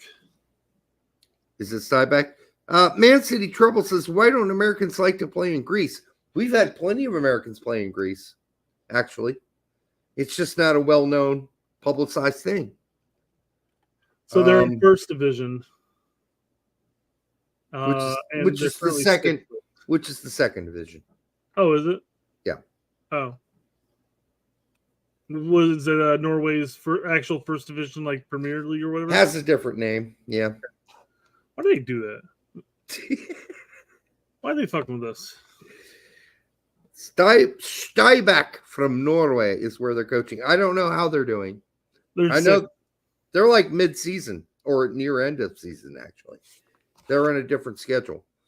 So we have had plenty of Americans play in Greece. More recently, Conrad, who didn't play. He was certainly signed there, didn't play. We've got Eric Palmer Brown. We had that other dude, midfielder, playing at Lamia. Forgot his name already. Who else have we had there recently? We certainly had Freddie Adu there at one point. Eddie Johnson was there at one point. So, I mean, there are plenty of Americans that played in Greece. So, yes, we know that Bradley coaches at Stuyback. But I don't know how they're doing this season. For the 40th time, they're in sixth place. Sixth place in the second division, which isn't good enough for promotion. I have no idea how the promotion relegation works in there because they don't have anything listed on the Google chart, on the Google standings. Don't go have, like, promotion, relegation, all that stuff. Wiki it. Are currently, I don't have time to wiki that, but they have 33 points. First place has 51, 42, then 39. So they're like 6 points off of just getting third place. So. And I don't know how many. They're 22 games in right now. I don't know how long their season is. Yeah, it's gonna end soon. All right, for the 360 of you who were here almost briefly a minute ago, make sure you like, subscribe, share it with grandma, and reach over and, I don't know, fondle your stepsister's breast if she's up to that. If you think that's something she'll be open to. If she's not, don't do it. All right, we're nearly to the end here, Brett. Sort of. We're on to the final topic, but we've got plenty to talk about. We'll see. We're gonna talk some Poch, my friend. Gonna talk some Poch, my friend. All right, we'll see. There you go. They've got 8 games left. Yeah, not many. So, Max Barrow says the coverage of soccer in this country still talks down to the audience. It's getting better, but still, I know America is ready for that change. I hope it happens before we kick things off in 2026. We've talked about how the punditry of the coverage of games and stuff do in fact sound like they talk down to the not talk down, but they it's like they're trying to talk to like kindergartners as far as the game is concerned. You know.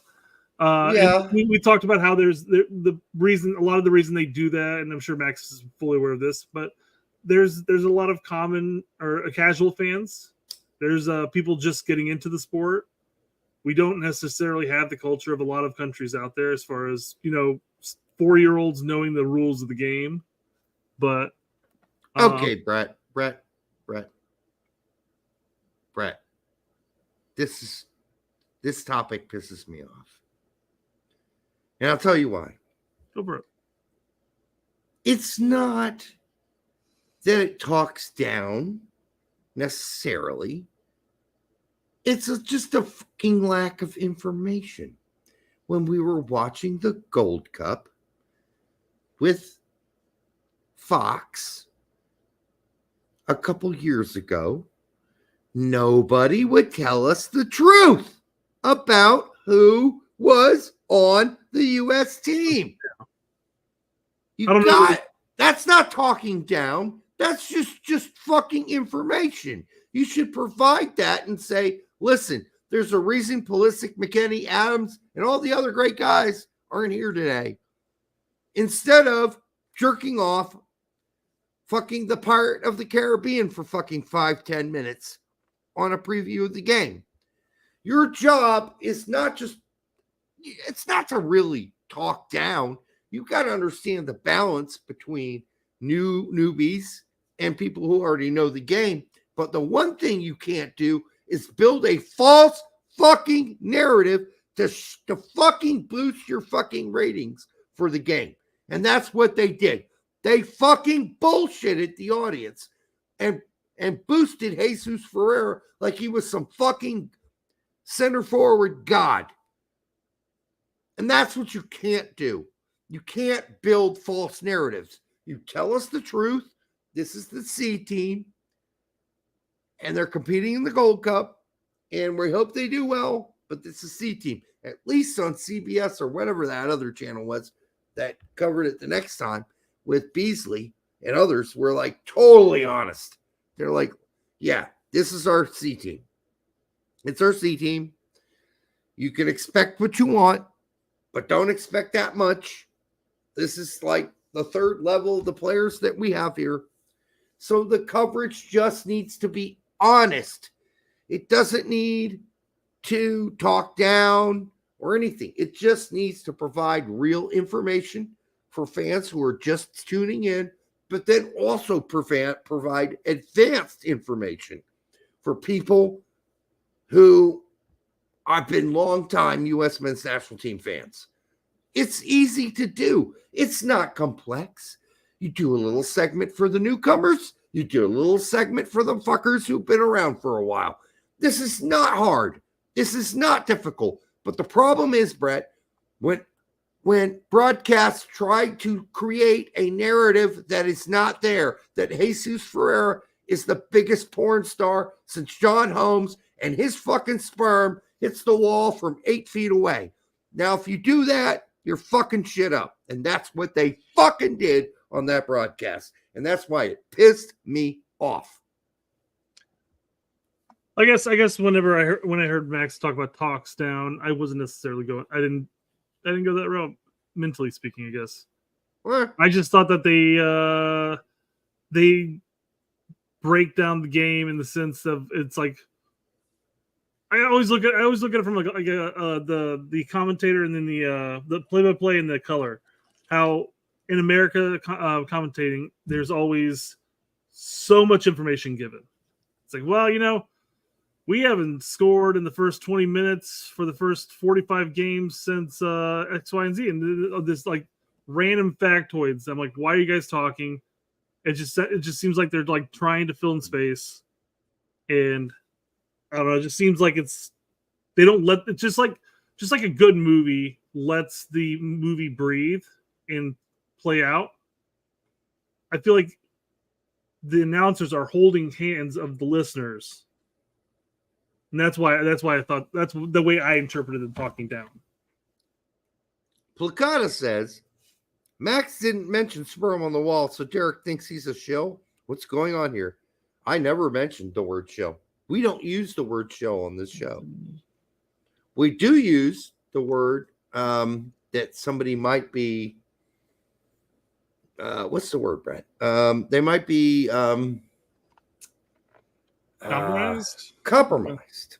They might be compromised, but we don't use the word. I don't even think that is in reference to this either. I mean, Derek wasn't barely talked about Max's actual post here, but he talked about the talks down and he went on his tangent of the way he interpreted that and how he thinks this is happening. And I agree with him on this because we had an entire viral clip over this a couple years back.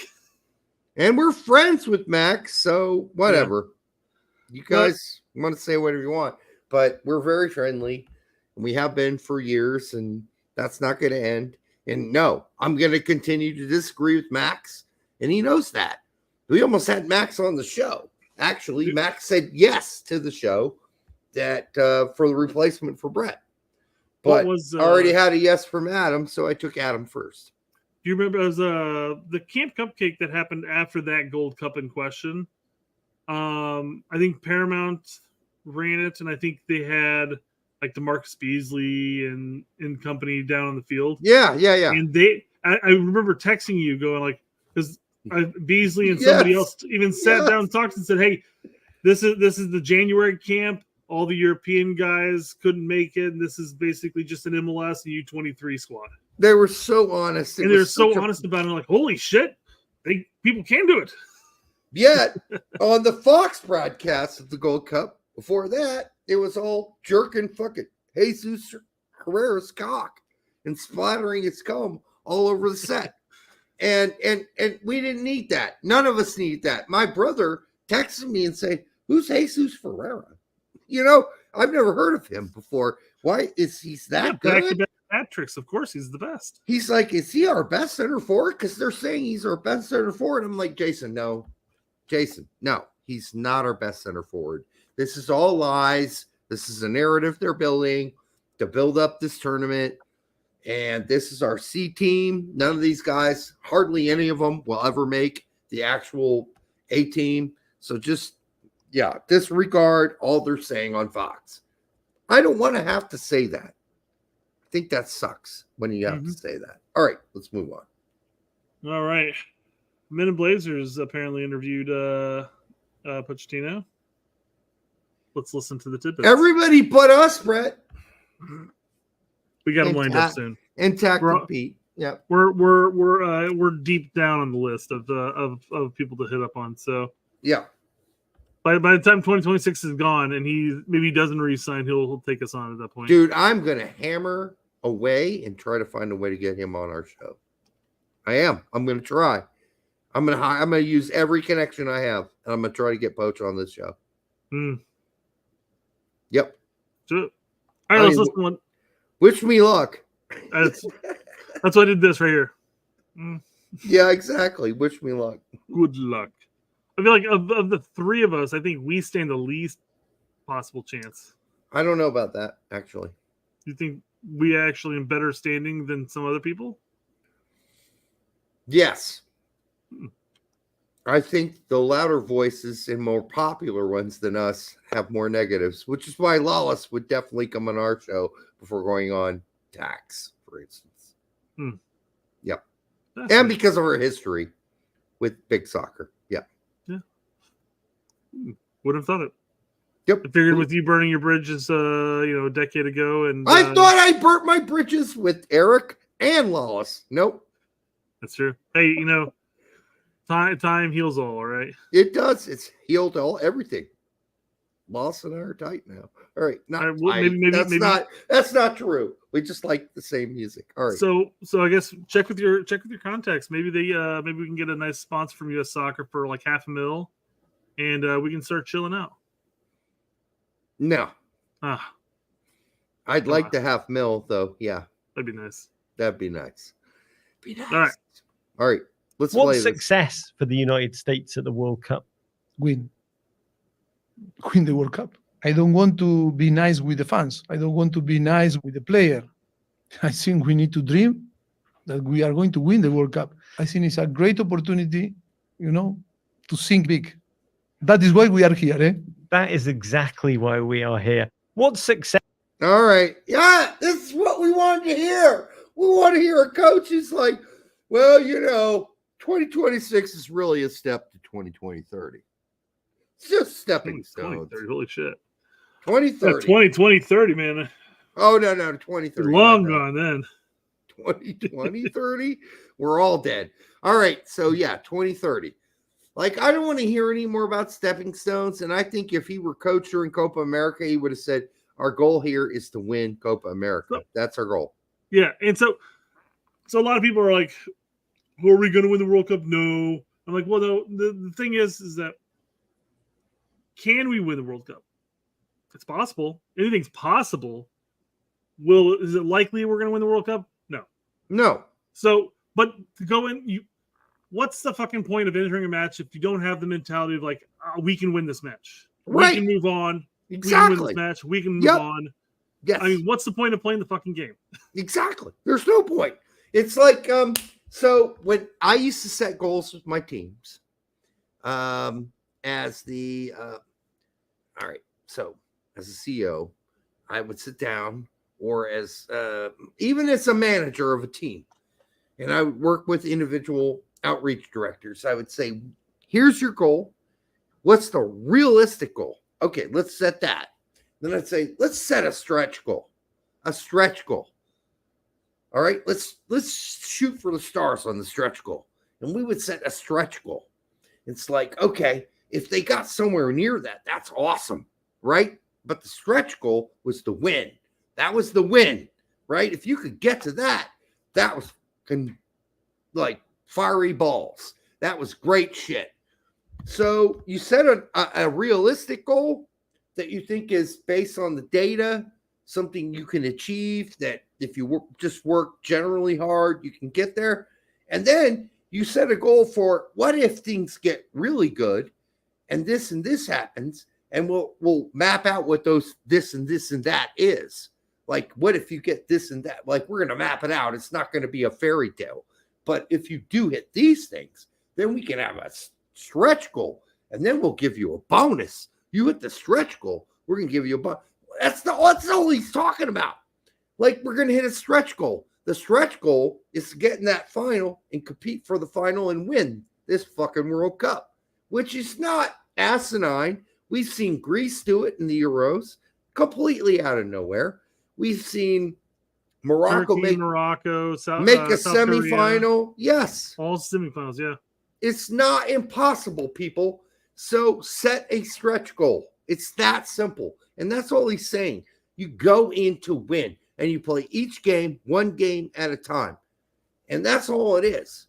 And then even in the business opportunities, you go one meeting at a time, one phone call at a time, one opportunity at a time, and you build on those opportunities.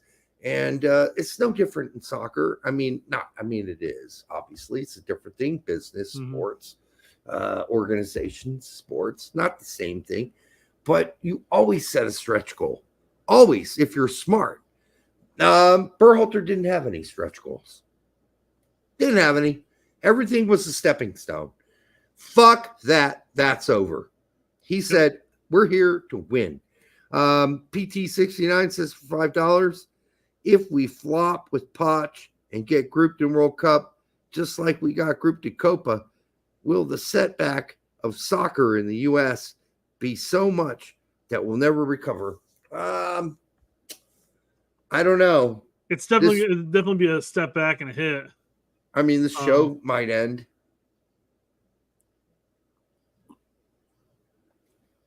I don't know. I think a lot of shows will end. I think Pete will quit. Yeah. That's always possible. He's talking about the financial aspect of it anyways. He's talked about it on the show. Yeah. But I don't know if we'll quit. I'm not saying we're going to quit. I'm not even sure where the show came into the question here. Well, just because Pete said it on his show, he's like, yeah. Well, I mean, I think he's referring to just U.S. soccer as a whole for the men's side, at least. Yeah. I don't think there is a point of no return, because I think there's always a point that can return. It just depends on whether or not if something like this were to happen, if U.S. soccer as a federation would actually make the changes needed, sea change. So I don't think soccer as a whole. I don't think there's a point of no return for soccer in general. If we get grouped, it would be the most incredibly embarrassing thing. We're listed as one of the A pools or the one pool. Sure. So we're going to get like New Zealand. I mean, we're talking about 48 fucking teams, and we're going to get two shitty fucking teams in a row. That is the thing to think about too, because we are looking at a World Cup that's getting diluted. Yes. So it's not like of old where, like, you might get two decent European or one decent European, one decent South American team if you're in Pot A by being a host, and then a Pot 4 team. But now the pots are going to be so diluted that you might come away with like an incredibly easy squad. Yes, I think based on 48 teams being in, you could get like Fiji and some other fucking team, and third place teams still go through, people. Yep. So if we get grouped, that would be atrocious. That would be pretty bad. We'd have to go 0-3. It would have to be something stupid. Like and 3. That's not happening. Like the top, I think Pochettino said the top 8 third place teams move on. Yeah. So that's not happening. We'll get out of the group unless something totally disastrous happens, which I don't see. And then it's really about a game at a time, which is what Pochettino's talking about. Mm-hmm. Like, listen, if you take it a game at a time, this is doable. Like, you just have to take it a game at a time. You've got to set up a strategy and an approach for each team. Thin Blue Line for $4.99. Thank you, brother. You guys see the report about Poch meeting with MLS owners to talk about player development. Sorry about my voice, by the way. I'm finally getting over this illness, but my voice is still shit. Talking about player development, do you think anything changes? If so, what could change? I don't know that anything significant will change with MLS development. Those are multiple MLS academies across the league. They're going to still do probably what they think is best, which for the most part seems to be, at least in certain circumstances, working, but not in all. So there's still improvements to be made. But I don't know what he could have said that would have changed like anything massive about their development. This is what he's referring to right here from Tannenwall. I'm told Pochettino met with MLS owners last night and today, talk about player development and other matters. The unions, Jay Sugarman and Jay Richard Leibovich, were among the attendees. That doesn't tell us anything about what it doesn't tell us anything, but that's what he's referring to, is what I pulled it up for that reason. No, I know he met with them. I know he did, but I don't know what he could have said in that meeting that would have recharted the course of any MLS academy at this point. Like, totally rechartered the course. Like, they might have said, oh, okay. So you think I don't know. What could he said, Brett? You tell me. That would have rechartered the course of the academies. I can't think of anything. No, I mean the big thing is he's here for 2 years, maybe another cycle. How much of a hands-on is he really going to want? Well, based on his speeches, he's going to spend a lot of time in Europe and have some time here, but mostly in Europe, following the players there. So I don't think he's going to have a massive effect on MLS academies. No. I think where he could have a massive impact would be to start using some of his connections in Europe to get more of those academy teams playing in some of the small little tournaments in Europe. We've seen a couple of academy teams go abroad to play in some, but do something like that. Maybe. I'm just saying that'd be the way to improve. Again, he's not obviously not. No academy is the same. So you couldn't. I mean, from a national team standpoint, you can't make a broad, sweeping statement of this is what we got to do, because you have a bunch of you have different people, different understandings of how it should be run. I really don't want him in this 2-year close window to fiddle fuck around too much with other things outside of his parameters. He's got eight FIFA windows prior to the World Cup. So I mean, I want him to be focused on the team at this point. Yeah. What you got in front of you is who you got. You might get some up and coming kid that might show up, but even that's doubtful at this point. That's not already known before 2026. So I don't really want him messing around with our youth system if he's not going to be here beyond 2 years, beyond the World Cup. I want him to focus on the team, the World Cup team, how to build it, how to shape it, how to make it competitive, which is he's talking about, like every game. Friendlies. There are no friendlies. Friendlies are games to be won. Every game's to be won. That's what I want to hear. I'm so glad we're done with the Berhalter stepping stones bullshit. Fuck that guy. Fuck him and fuck the horse he rode in on. All right. Robin Hugh for 79 cents. Pound, whatever it is. Euros. Yeah, whatever. Thank you, Robin. We appreciate it. almost clicked the wrong thing. So here's another little tidbit, I guess, from that interview. When you speak to the players of old, talking about like the early 2000s, mid 2000s, they'll admit privately Players of after old. big games that when they took the field against big teams, they said in their heart of hearts they didn't truly believe. We need to change that. That is the key. How do you change We that? need to see next to us, the women team, we need to produce soccer player with that mentality. The arrogance, the right arrogance. The right arrogance. The right arrogance. What's because good if arrogance? you're too arrogant, you disrespect the opponent. But if you have the right arrogance, you are confident in yourself, you are sure that you are going to perform, you are sure about your quality. And like a team, you say, oh, my teammate is behind me and is going to defend me when we are going to fight. I think if you really create that, it's possible because the talent, we have the talent. I love to hear it. All right, well, this is nice. So anybody on our current roster have that level of arrogance he's talking about? No.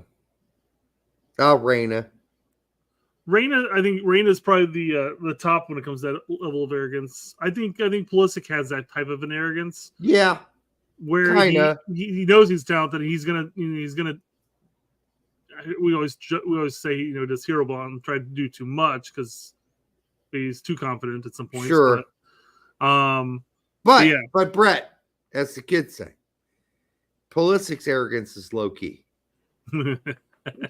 It's low key arrogance, whereas Reyna's is on display. But I really hope he doesn't lose that, and I don't think he will because I think Reyna believes in himself if he's healthy.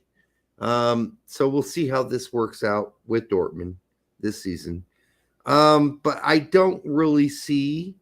I think Jedi has a really comfortable, good, balanced arrogance about what he can do. And I'm just thinking of players on our team. BMR says Dest. Number of people. Dest would be a good call for a player with low-key arrogance, maybe too much. Gosh, we don't really. Adams, certainly confident in himself and his abilities. McKennie, certainly when he is fit. When he's fit and in form, yeah. Yep. I think fits that description. But really outside of that, wow, nobody. Tim Ream would fit into the confidence basket, but Tim Ream is old and gone. I think he's gone. I think he's done.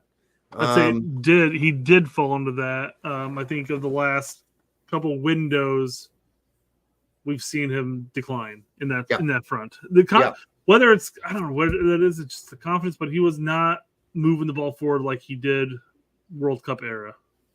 Yeah, father time catches up to everybody. So yeah, outside of that, I mean, Weah does not display that sort of confidence. He does that he does spells of it. Musa does not show that. But that's a weird thing though, because Musa did show that he used to, when he got that ball, you knew he was going to spin around a guy and dribble two guys before he lays the ball off. When like during qualifications and stuff like that, but of late, it's like almost like a ghost of him. Well, for himself. There's a thin line between confidence and naivety. And I think that shows with Musa sometimes on the field, where he dribbles himself through trouble and then still dribbles himself into more trouble before releasing the ball. Aronson, definitely. Dark Brendan has that sort of confidence, but when are you going to get Dark Brendan? That's the question.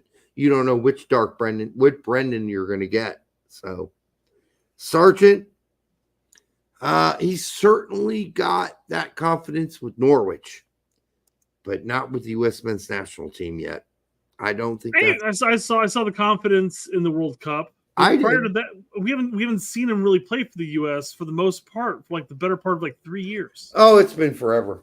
So yeah, hard to say. Haji Wright, certainly confident. Picard wants to know why is Sargent always hurt for the U.S. and then starts for Norwich a few days later.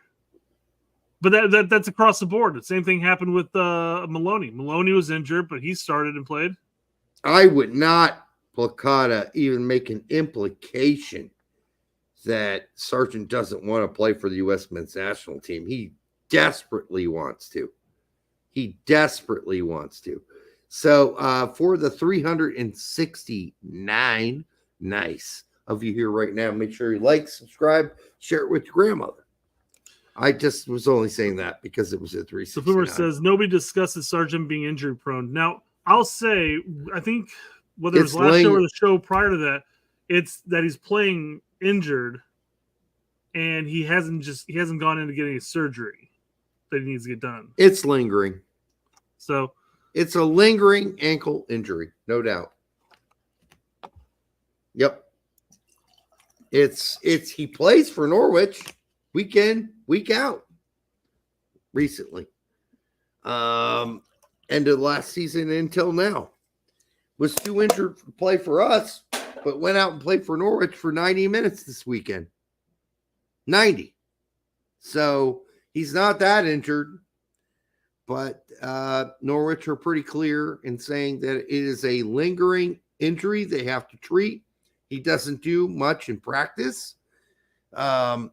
They give him breaks. He does not have to do the same routine the other players do in practice because they're protecting that ankle.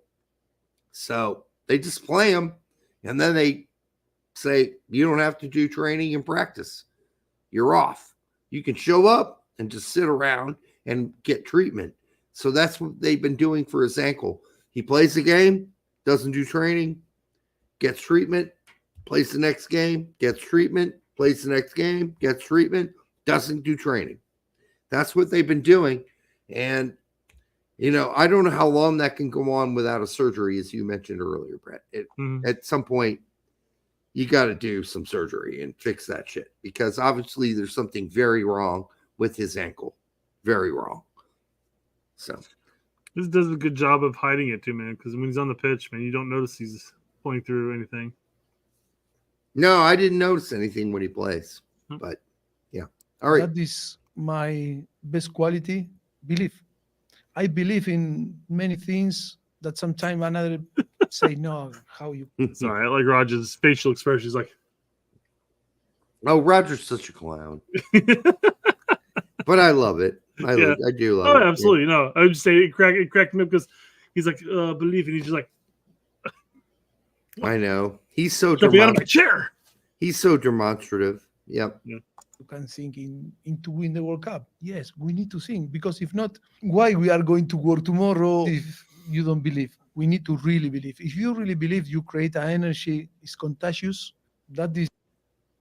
No, he's right. Like, why are we going to go play?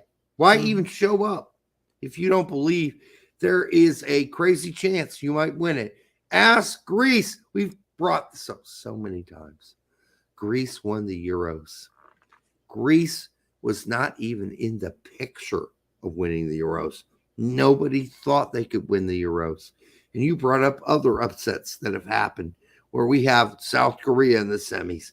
We've got Morocco, Turkey in semis of big tournaments. Weird shit happens, people, and you got to at least believe weird shit can happen and that you can pull that weird shit off. That's where you got to believe in your team. You get through the group, you get in the knockout stages, weird shit can happen, and it's your job as the manager to make that weird shit happen. And you got to believe that it's possible to happen. Otherwise, get the fuck off, Greg Berhalter. Go fuck a fucking camel. Because honestly, what are you here for? Like all this stepping stone bullshit, I guarantee if Poch was the manager during Copa America, his goal for Copa America would be to win Copa America. None of the players would have been talking about stepping stones. He would have been Greg talking about stepping stones and all this bullshit. Not taking responsibility. For the nearly 400 of you who were here a minute ago, make sure you like, subscribe, share it with your grandmother. We do appreciate you hanging out with us tonight. And if your stepsister is there with you, I mean, certainly she's dedicated to the show. So you definitely should show her some love. All right, and this is the last quote I think we have tonight. Of the video, yes. Yep. Of videos. I'm not sure. Well, I didn't get to listen to this quote yet, so I'm not sure what they're even talking about here. I got a piece of. Going to look at it, and even a guy like Gio Reyna, I think Pochettino says, I have 2 years ago. This guy's injured all the time. He's not going to dismiss what happened in 2022. He's not going to dismiss the fact that he can't get playing time. I don't think Poch is even concerned with what happened in 2022. I don't think he gives one fuck. I don't think he is even familiar with the concept of what happened in 2022. Doesn't care. It's not now him not playing. Sure, him possibly being injured a lot. Sure, but what happened in 2022? That is long gone. It's for us so fans gone. of the game at this point. The fans are the only ones that are going to be thinking about this moving forward. I can't believe Max even brought it up, but okay. Time under 3 or 4 different coaches. I think he's going to flesh those things out, and I think it's going to be bad potentially for Gio Reyna, for Matt Turner, for even Weston McKennie. I think I don't think it's going to be seismic, but it's going to be a significant shift, and he will look for players that may not be playing at Milan or in the Premier League, but he might look for players like. I think he's going to say Aiden Morris. Marlon Fossey, for instance. He's playing in Belgium. That's not a top league, but he'll find it. Or a guy who's playing in the EFL Championship, like an Aiden Morris. I think they'll look at these. But I mean, until somebody produces like Gio does, he's always going to be in contention. For the men's national team, we have tried options outside of Reyna. We tried Tillman. That did not work as well as what Reyna has produced for this team, i.e., most recently against Jamaica, when we were down and out, and Reyna produced some great passes to Haji Wright. They kept us in that disaster of a game.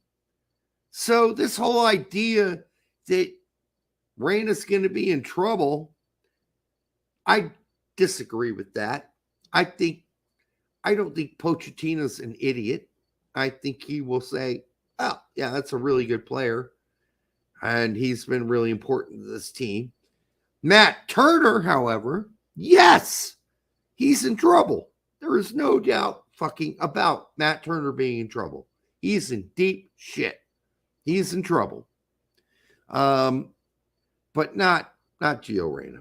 I don't think Pochettino's a total moron. No. What a player like Gio brings.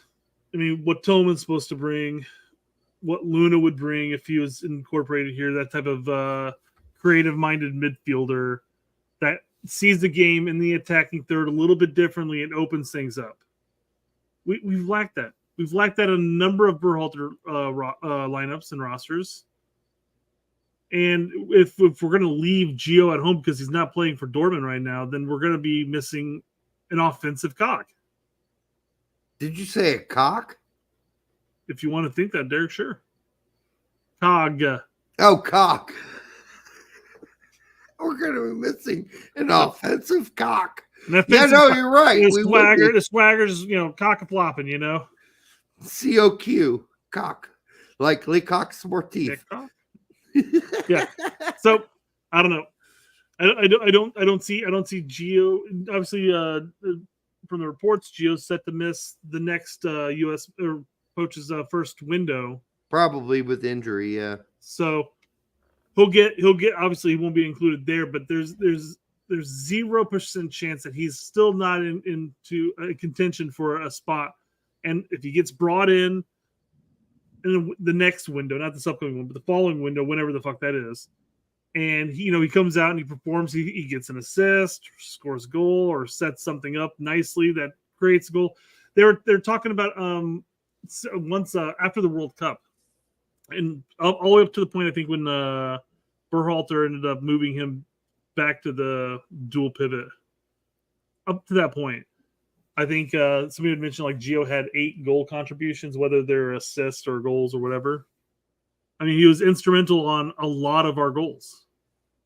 You can't you can't convince me the player that I saw 17, 18, 19 years old, 18 doesn't exist somewhere within Gio Reyna's loins. Somewhere is that player.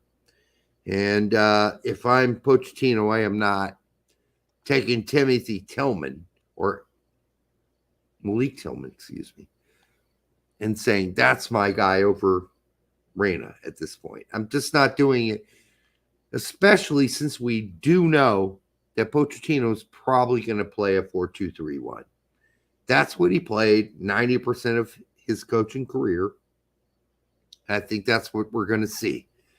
And I don't think you hack off a guy like Reyna because he's having some trouble with his club team.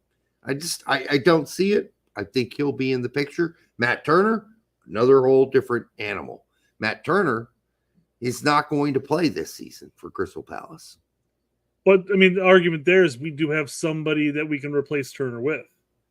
No, my point is Reyna has a ceiling that has already been shown to be extremely high. Matt Turner has shown us the ceiling. He's at it. He's below what his ceiling actually is. He went below his ceiling. He showed us his best in MLS and even at times with Arsenal as playing cup games. We saw Matt Turner's ceiling and his quick reactions. Those are gone. I mean, at least they're gone temporarily. And so he's below his ceiling. So whatever Matt Turner's ceiling was, it's gone. It is what it is, and it ain't getting much better from here. Whereas Reyna, his ceiling is through the roof. It's through the roof still. It really is. Yeah, well, ceilings aside, my argument about what Max was saying was the whole that he's probably, since Gio's not playing, he's probably going to leave him off and blah blah. But again, my argument was always we don't have anybody to replace him. Whereas with Turner, we do have somebody to replace Turner. A number of people actually. He's not leaving McKennie off either. No, at least not the initial windows. Now we'll see what happens if McKennie or Gio or anybody else come in and they just don't perform up to the standards. And at that point, sure, they'll be gone. Might be like, you're out of here. But yeah, no, the initial window, I fully suspect McKennie will probably be included regardless of his status at Juve. I think Gio, when healthy, will be included regardless of his status at Dortmund. And at that point, it's what can you produce for me at this? Sometimes players just perform better at the country level than club and vice versa. Yeah, the only reason McKennie would get whacked out of this really is because he's not in shape. And we'll know that soon. We really will with his club. Even though Moda doesn't rate him, we'll see what happens there. By the way, for the 400 of you here, make sure you like, subscribe, share it with your grandma. All right. I would be shocked, shape aside, if Weston isn't included in next window. Period. Oh, he'll be included. I think he'll be included regardless. You can't leave him out. He had a great season last season, and I'm sure Poch is thinking, this is a great player. But one of the first orders of business for Coach Pochettino, Luca. All right, I got to go pee, Brett. So I'm going to let you take Luca on, and I'll be right back. All right. All right. Yeah, so first one's obviously Luca Poliosha. Luca, I mean, sure. I mean, yeah, go for it, Poch. You can get him. But he's already, playing with with the Italian youth team. Didn't he just recently get called into the big boys, or was that still a youth team? Either way, that would be a massive pull if possible. But I feel like he's pretty much hellbent right now with Italy until something happens. I mean, the same thing could be said about Balogun at the time. Balogun was pretty England centric, and then something happened and he ended up choosing the United States. Maybe he was being persuaded. Maybe he felt slighted. Don't know. But I don't know. I don't see I don't see Luka dropping out of Italy at this time. Maybe. Diego Cochin was obviously included in this last window. Hopefully he enjoyed his time. I mean, obviously he's played with some youth teams as well. I don't know. Certainly, again, another name I would like to see our get pulled in. All right, how far do you get down the list? I just got done with Diego. All right, I'll start at the top and give you my thoughts on Luka Kolyosho. More than likely, Luka Kolyosho is only going to make that one-time switch if, in fact, he feels it's very unlikely he will ever get a legitimate cap for the Italian national team. Okay, we agreed. good. We agreed. Okay, good. Diego Coach, I don't think we have got any worries right now. Just let yourself pull off your drawers and let your balls hang free. No problem there. We got a long time. I don't think we got any worries about Diego coaching. I think that we've courted him. I think that he feels like he's been given a reach around at least once. And I think he'll probably be more primed to play for us. And by the way, some great goalkeepers in Spain. So I think he's more likely to play for us anyhow. So don't get all worked up about it. I think he's pretty much with us. Neymar says Gaga's already committed. Well, verbally committed. He's not cap-tied. He's not. But BMR's right. There's no reason to get worked up about Gaga Slonina. He's not going to be going to play for Poland anytime soon unless he's so bad and he sucks so hard that we never give him a chance again. We've got our eyeballs on Gaga Slonina. Mm-hmm. Listen, we know who he is. He's firmly in our sights, and we will be giving him a chance. So no big worries there. By the way, who posted this originally? Okay. Scott's all right. That's good. Damian Downs has got about a 5% chance of ever making the German national team. So just cool down your jets. Fucking relax. Whip out the lube. Stroke the cock. Not a problem here. Wouldn't concern yourself with it. Relax. Watch the porn. Get your job done. Don't worry about Damian Downs. He ain't playing for the German national team anytime soon. We're his number one choice and mostly his only choice. Roxas Puxas, same thing. Listen, he's more likely to play for his fucking actual country of origin because we haven't determined whether or not he's even good enough to play for the U.S. men's national team going forward. That's to be determined. Until then, I wouldn't worry about it. I wouldn't stress about it. I wouldn't put any posts up about it like we need to cap him now or anything like that. Just let this play out. And if he's good enough for us, he'll play for us. If he's not, he'll end up settling for the other option. So don't worry about it. Lithuania? I had to look that up. Yeah. I'm not concerned. Plus, he's already repped us. It doesn't really matter. Doesn't really matter. Exactly. Benjamin Kramashi, totally don't worry. Put your dick back in your pants. Don't get excited at all or worried about it. He's going nowhere. He's going not playing for Argentina. Okay. Brian Okoa, left center back for Salzburg. Okay. This discussion has been going on for like fucking 3 years. Okay. Listen, let's just let the chips fall where they might. Because until he is a ball buster playing outside of Austria in some other league, I'm not going to concern myself that much about Brian Okoa. Although I am concerned about the center back position, I'm not going to worry myself quite yet about whose national team he's going to pick. If he wants to get rash and go play for Switzerland or Nigeria, he can certainly go get rash and do that. I don't think he's going to make that rash decision, but if he does, no big deal. No big deal. Henry Chase, just put out the white flags. I guess one last thing we go back to Brian on. He's only ever represented Switzerland's youth teams. Mm-hmm. So, I mean, it's possible you could sway him, but again, just like Kolyosha, I mean, just it's one of those things I feel like he's pretty hell-bent on Switzerland for the time being. I mean, the question is, Brett, who you cutting out of the national team call-up so you bring a guy like Brian Oko onto the team? I mean, who you cutting? McKennie? Trusty? Who's getting the hack from some guy who hasn't really proved it yet? I mean, McKenzie. Trusty. Who's getting the hack? Who's getting cut from the team? So Oko CCV hasn't really been overly impressive for the United States. But then again, I don't know anything about Brian, so I'm not saying any, one way or another. I just don't know. I wouldn't make a cut at all because I haven't paid attention to him, so I have no idea.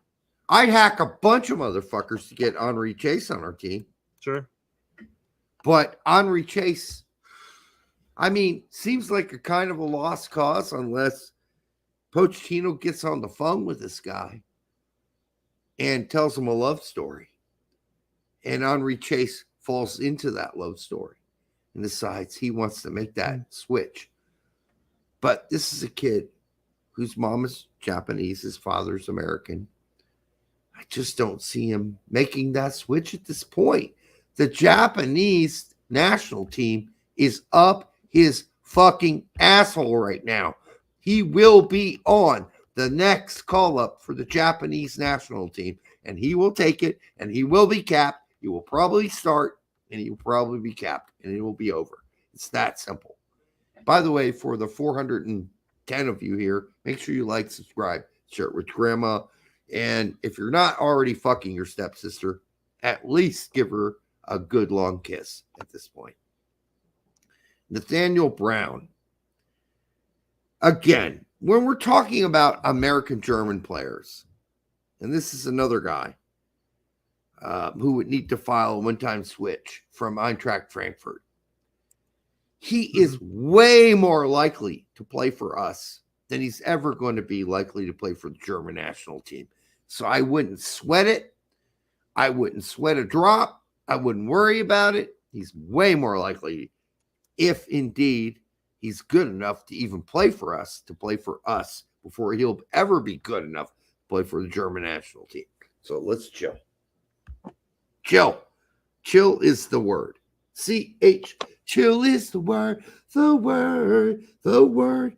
Ah, man, my voice is so blown out. So the only one that Tact mentioned that wasn't on that list is Max Carrizo. He's 16, dude. He has bounced around from youth team to youth team. You know, he played for like the U15, whatever, like the U14s for the US. Played for the U15s in Argentina. U17s for both. Dude, so, I mean, he's definitely feeling the waters. If you're managing this situation, the best, this is something I will actually give Berhalter credit for. Be calm. Be calm. Don't reek of desperation. There's no need to reek of desperation here for a 16-year-old. Yes, call them up for the youth tournaments. Of course you do that. But there is no reason to freak out about any of these players. Because even the ones you could freak out for, like Henry Chase, who I'd be all over, the information tells us he's playing for Japan. So it would take a massive night in Bangkok with multiple whores and whatever else we could pour on, and a lobster steak dinner cooked personally by Pochettino for Henry Chase to make him change his mind at this point. Mm-hmm. He's pretty settled in Japan. From all I've read from Japanese references, he's a Japanese player. So it would take it would take something even Pochettino couldn't do. It would take something beyond what Pochettino could do to change that guy's mind at this point. So, yeah, I think that I really do like Chase. I think he's a really good player. But I'm not getting my hopes up, and you guys shouldn't get your hopes up either. I don't think that's happening. I don't think he's switching. And as for all the news I've heard, Henry Chase is going to be called up to the next Japanese full national team and will be starting at center back. So there you go. Yep. Last couple comments here. It says, I'm worried about Diego Luna. Should be. Yeah. I mean, again, like I lumped him in with that the Tillman and Reina role. We just don't have that creative mind offensive player. And if we keep snubbing him at certain avenues, you know, we talked about the Olympics being kind of a snub. Well, probably could have used him. Brad, I've been doing the MLS standout American players in MLS. Mm-hmm. When's the last time Diego Luna came up? It's been a minute. It's been a while. Here's So what the stats are. Just pull his transfer market up real quick. Let's do it. He's got 5 goals and 8 assists this season. It's pretty good. Not bad. It's not bad. Not bad at all. Although in comparison, Mihailovic, Mihailovic is killing it. Is way above him on that front. Yeah. I'm gonna grab a can of dry. I'll be right Real back. quick, Fumar does say that Brown said that he wants to play for the U.S. men's national team. He was here, and I told him that, you know, this is the we're just going to cover our last couple things, then that was going to be the show. But he's like, I got to go get a Canadian dry ginger ale. Oh. All right, what did I miss? It was just Fumar said that Brown stated that he wanted to play for the U.S. men's national team. Who? Brown. Nathaniel Brown. Oh, of course he does. He's got about a 2% to 1% chance of ever playing for the German national team. Of course he wants to play for us. This is not even a question. That's why we said what we did. We're being very, I think, realistic about each player here. Like, we're not feeding you a line of shit. We're giving you, I think, realistically, what's possible here. Is Tati Castellanos eligible for the U.S.? I'm not 100% sure if he is or not, Bob Jurinkle, but thank you for the $199. As of now on transfer market now. I'm assuming he's filing for a citizenship or something like that. What's happening here? Sort of like a Acosta issue. Is he still in Europe? I don't know. Let's look him up real quick. Yeah. Because he had a really good season. Or a decent one. Oh, he was with Lazio, wasn't he? Yeah. Let's see. International. But doesn't he have to stay in the United States? He's with Lazio still. Was he at NYCFC long enough to become an American citizen? I don't even know. And stretching that far to get somebody to join our team, I don't know. Do we need to do that? We might. I don't know. Ping says he played in Argentina's World Cup qualifier. Zach said that he recently got called up by Argentina. So no, I guess not. Yeah, so fuck that shit. Enough of that. No more of that. Thanks for the $1.99 though.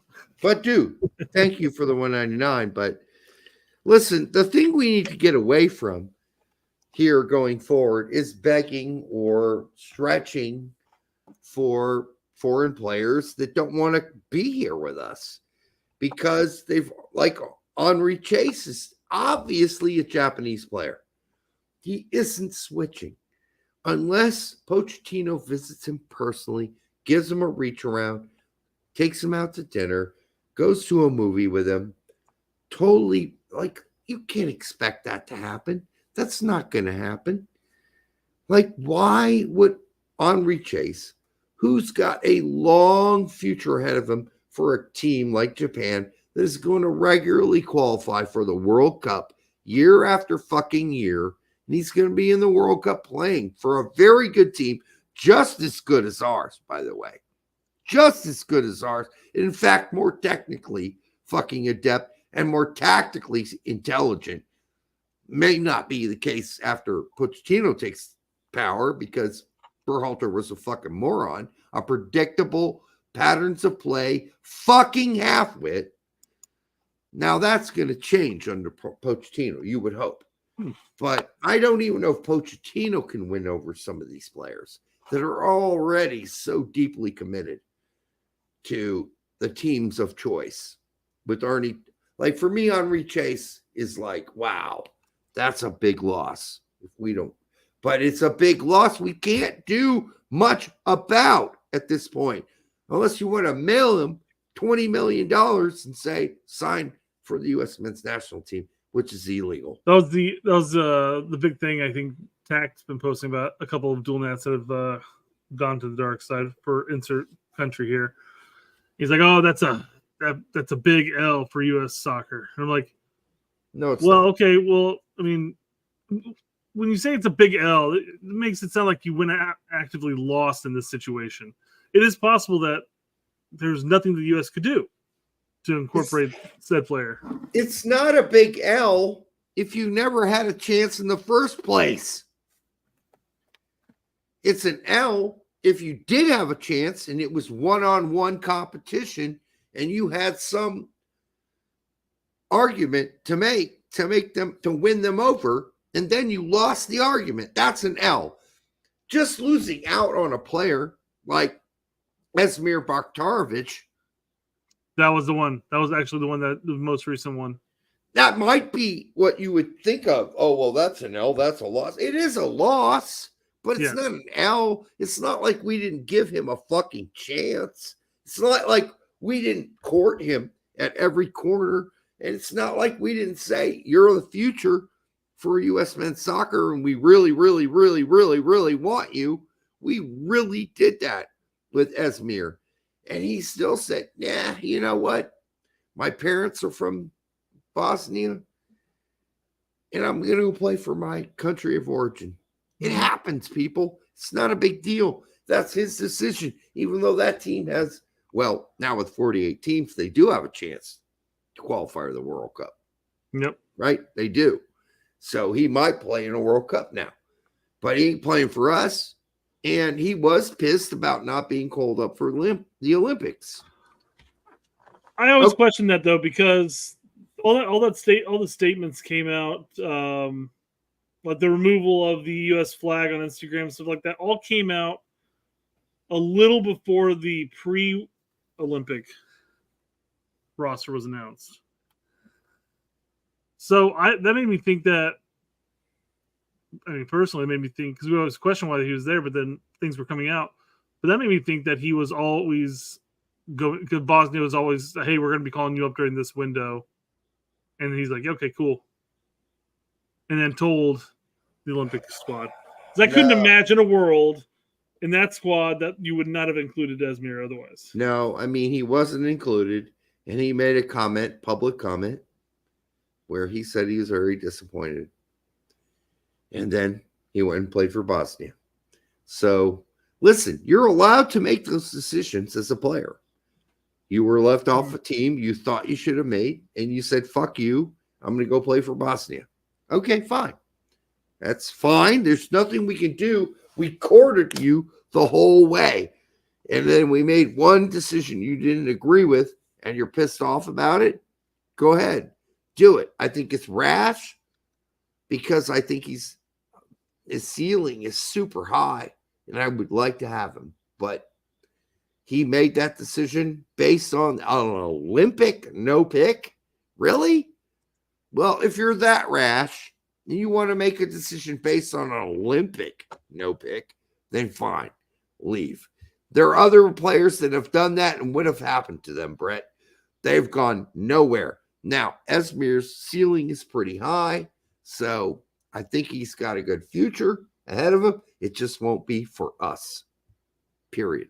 All right, for the 430 of you who were here a minute ago, make sure you like, subscribe, share it with your grandma. And if you're not already in your stepsister's pants at this point, based on the relative excitement of this show, I don't know what to tell you. All right, I think we're about done, though. Yeah. All right. I said that we were going to be done after 2 comments, and you decided to get up and get another ginger ale. I'm like, I don't know why you left. I said we were done. I know, but my throat was burning from talking so much. Even though I got over that sickness, like my throat is still all fucked up. It's like I think I might have to have some polyps removed or something. I've had them removed before in my throat. I think I have more because I'm all scratchy and itchy and scratchy show thing, going on right here tonight. All right, listen, we love you guys. Thank you for joining us for this 2 hours and 45 minutes of absolute soccer fucking microscopic fucking, just evaluation, which is important. We got to do this every time. And we'll be back Thursday. We'll see what the... I want to jump in one thing just because I had to do a quick search. June 20th, Asmir removed the U.S. flag from his Instagram profile. July 8th was the roster announcement for the Olympic squad. Yes. Now you could say at that point, maybe Interfish came out and said, "Hey, we're not bringing you 2-3 weeks before the roster announcement," or it could have been that he ended up choosing to go with Bosnia before the Olympic roster was announced. No, I think what happened is that he didn't make the Olympic roster. And then he sent out feelers, and that takes a while. And then they connected, and he was called up by Bosnia. Boom, there you go. I don't know. I don't know. That's all speculative at that point.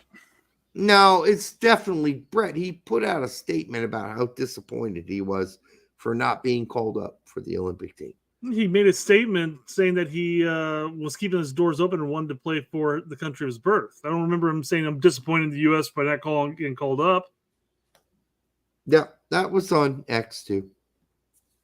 I would love for you to pull that up because I don't remember that. I remember the one where he said that he wants to, or he's looking to possibly play, or he's keeping his doors open with Bosnia. Oh, that's what I remember.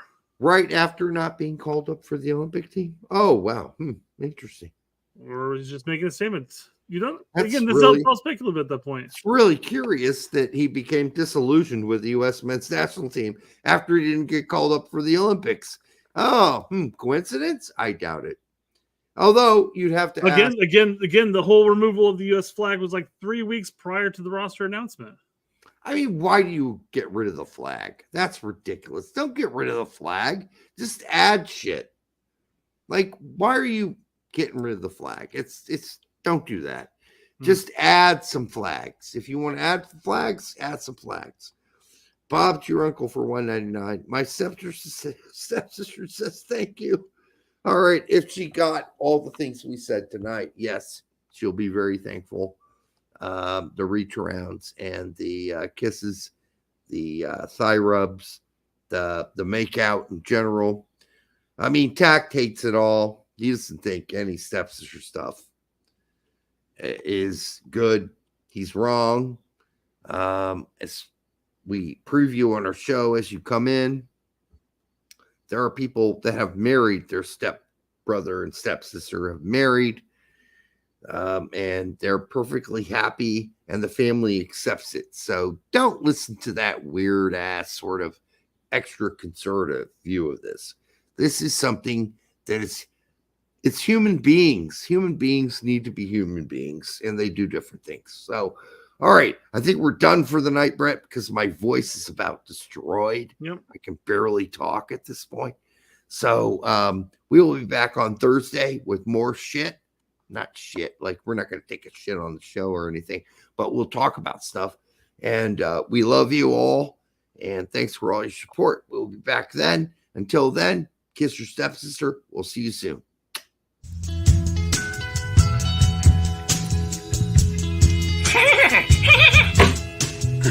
That hurt. And to me, it's nauseating. It's absolutely nauseating because Multiple mental health clinicians said that Derek had limited intellectual ability and was not capable of consenting. Boom. Right? Chain soccer in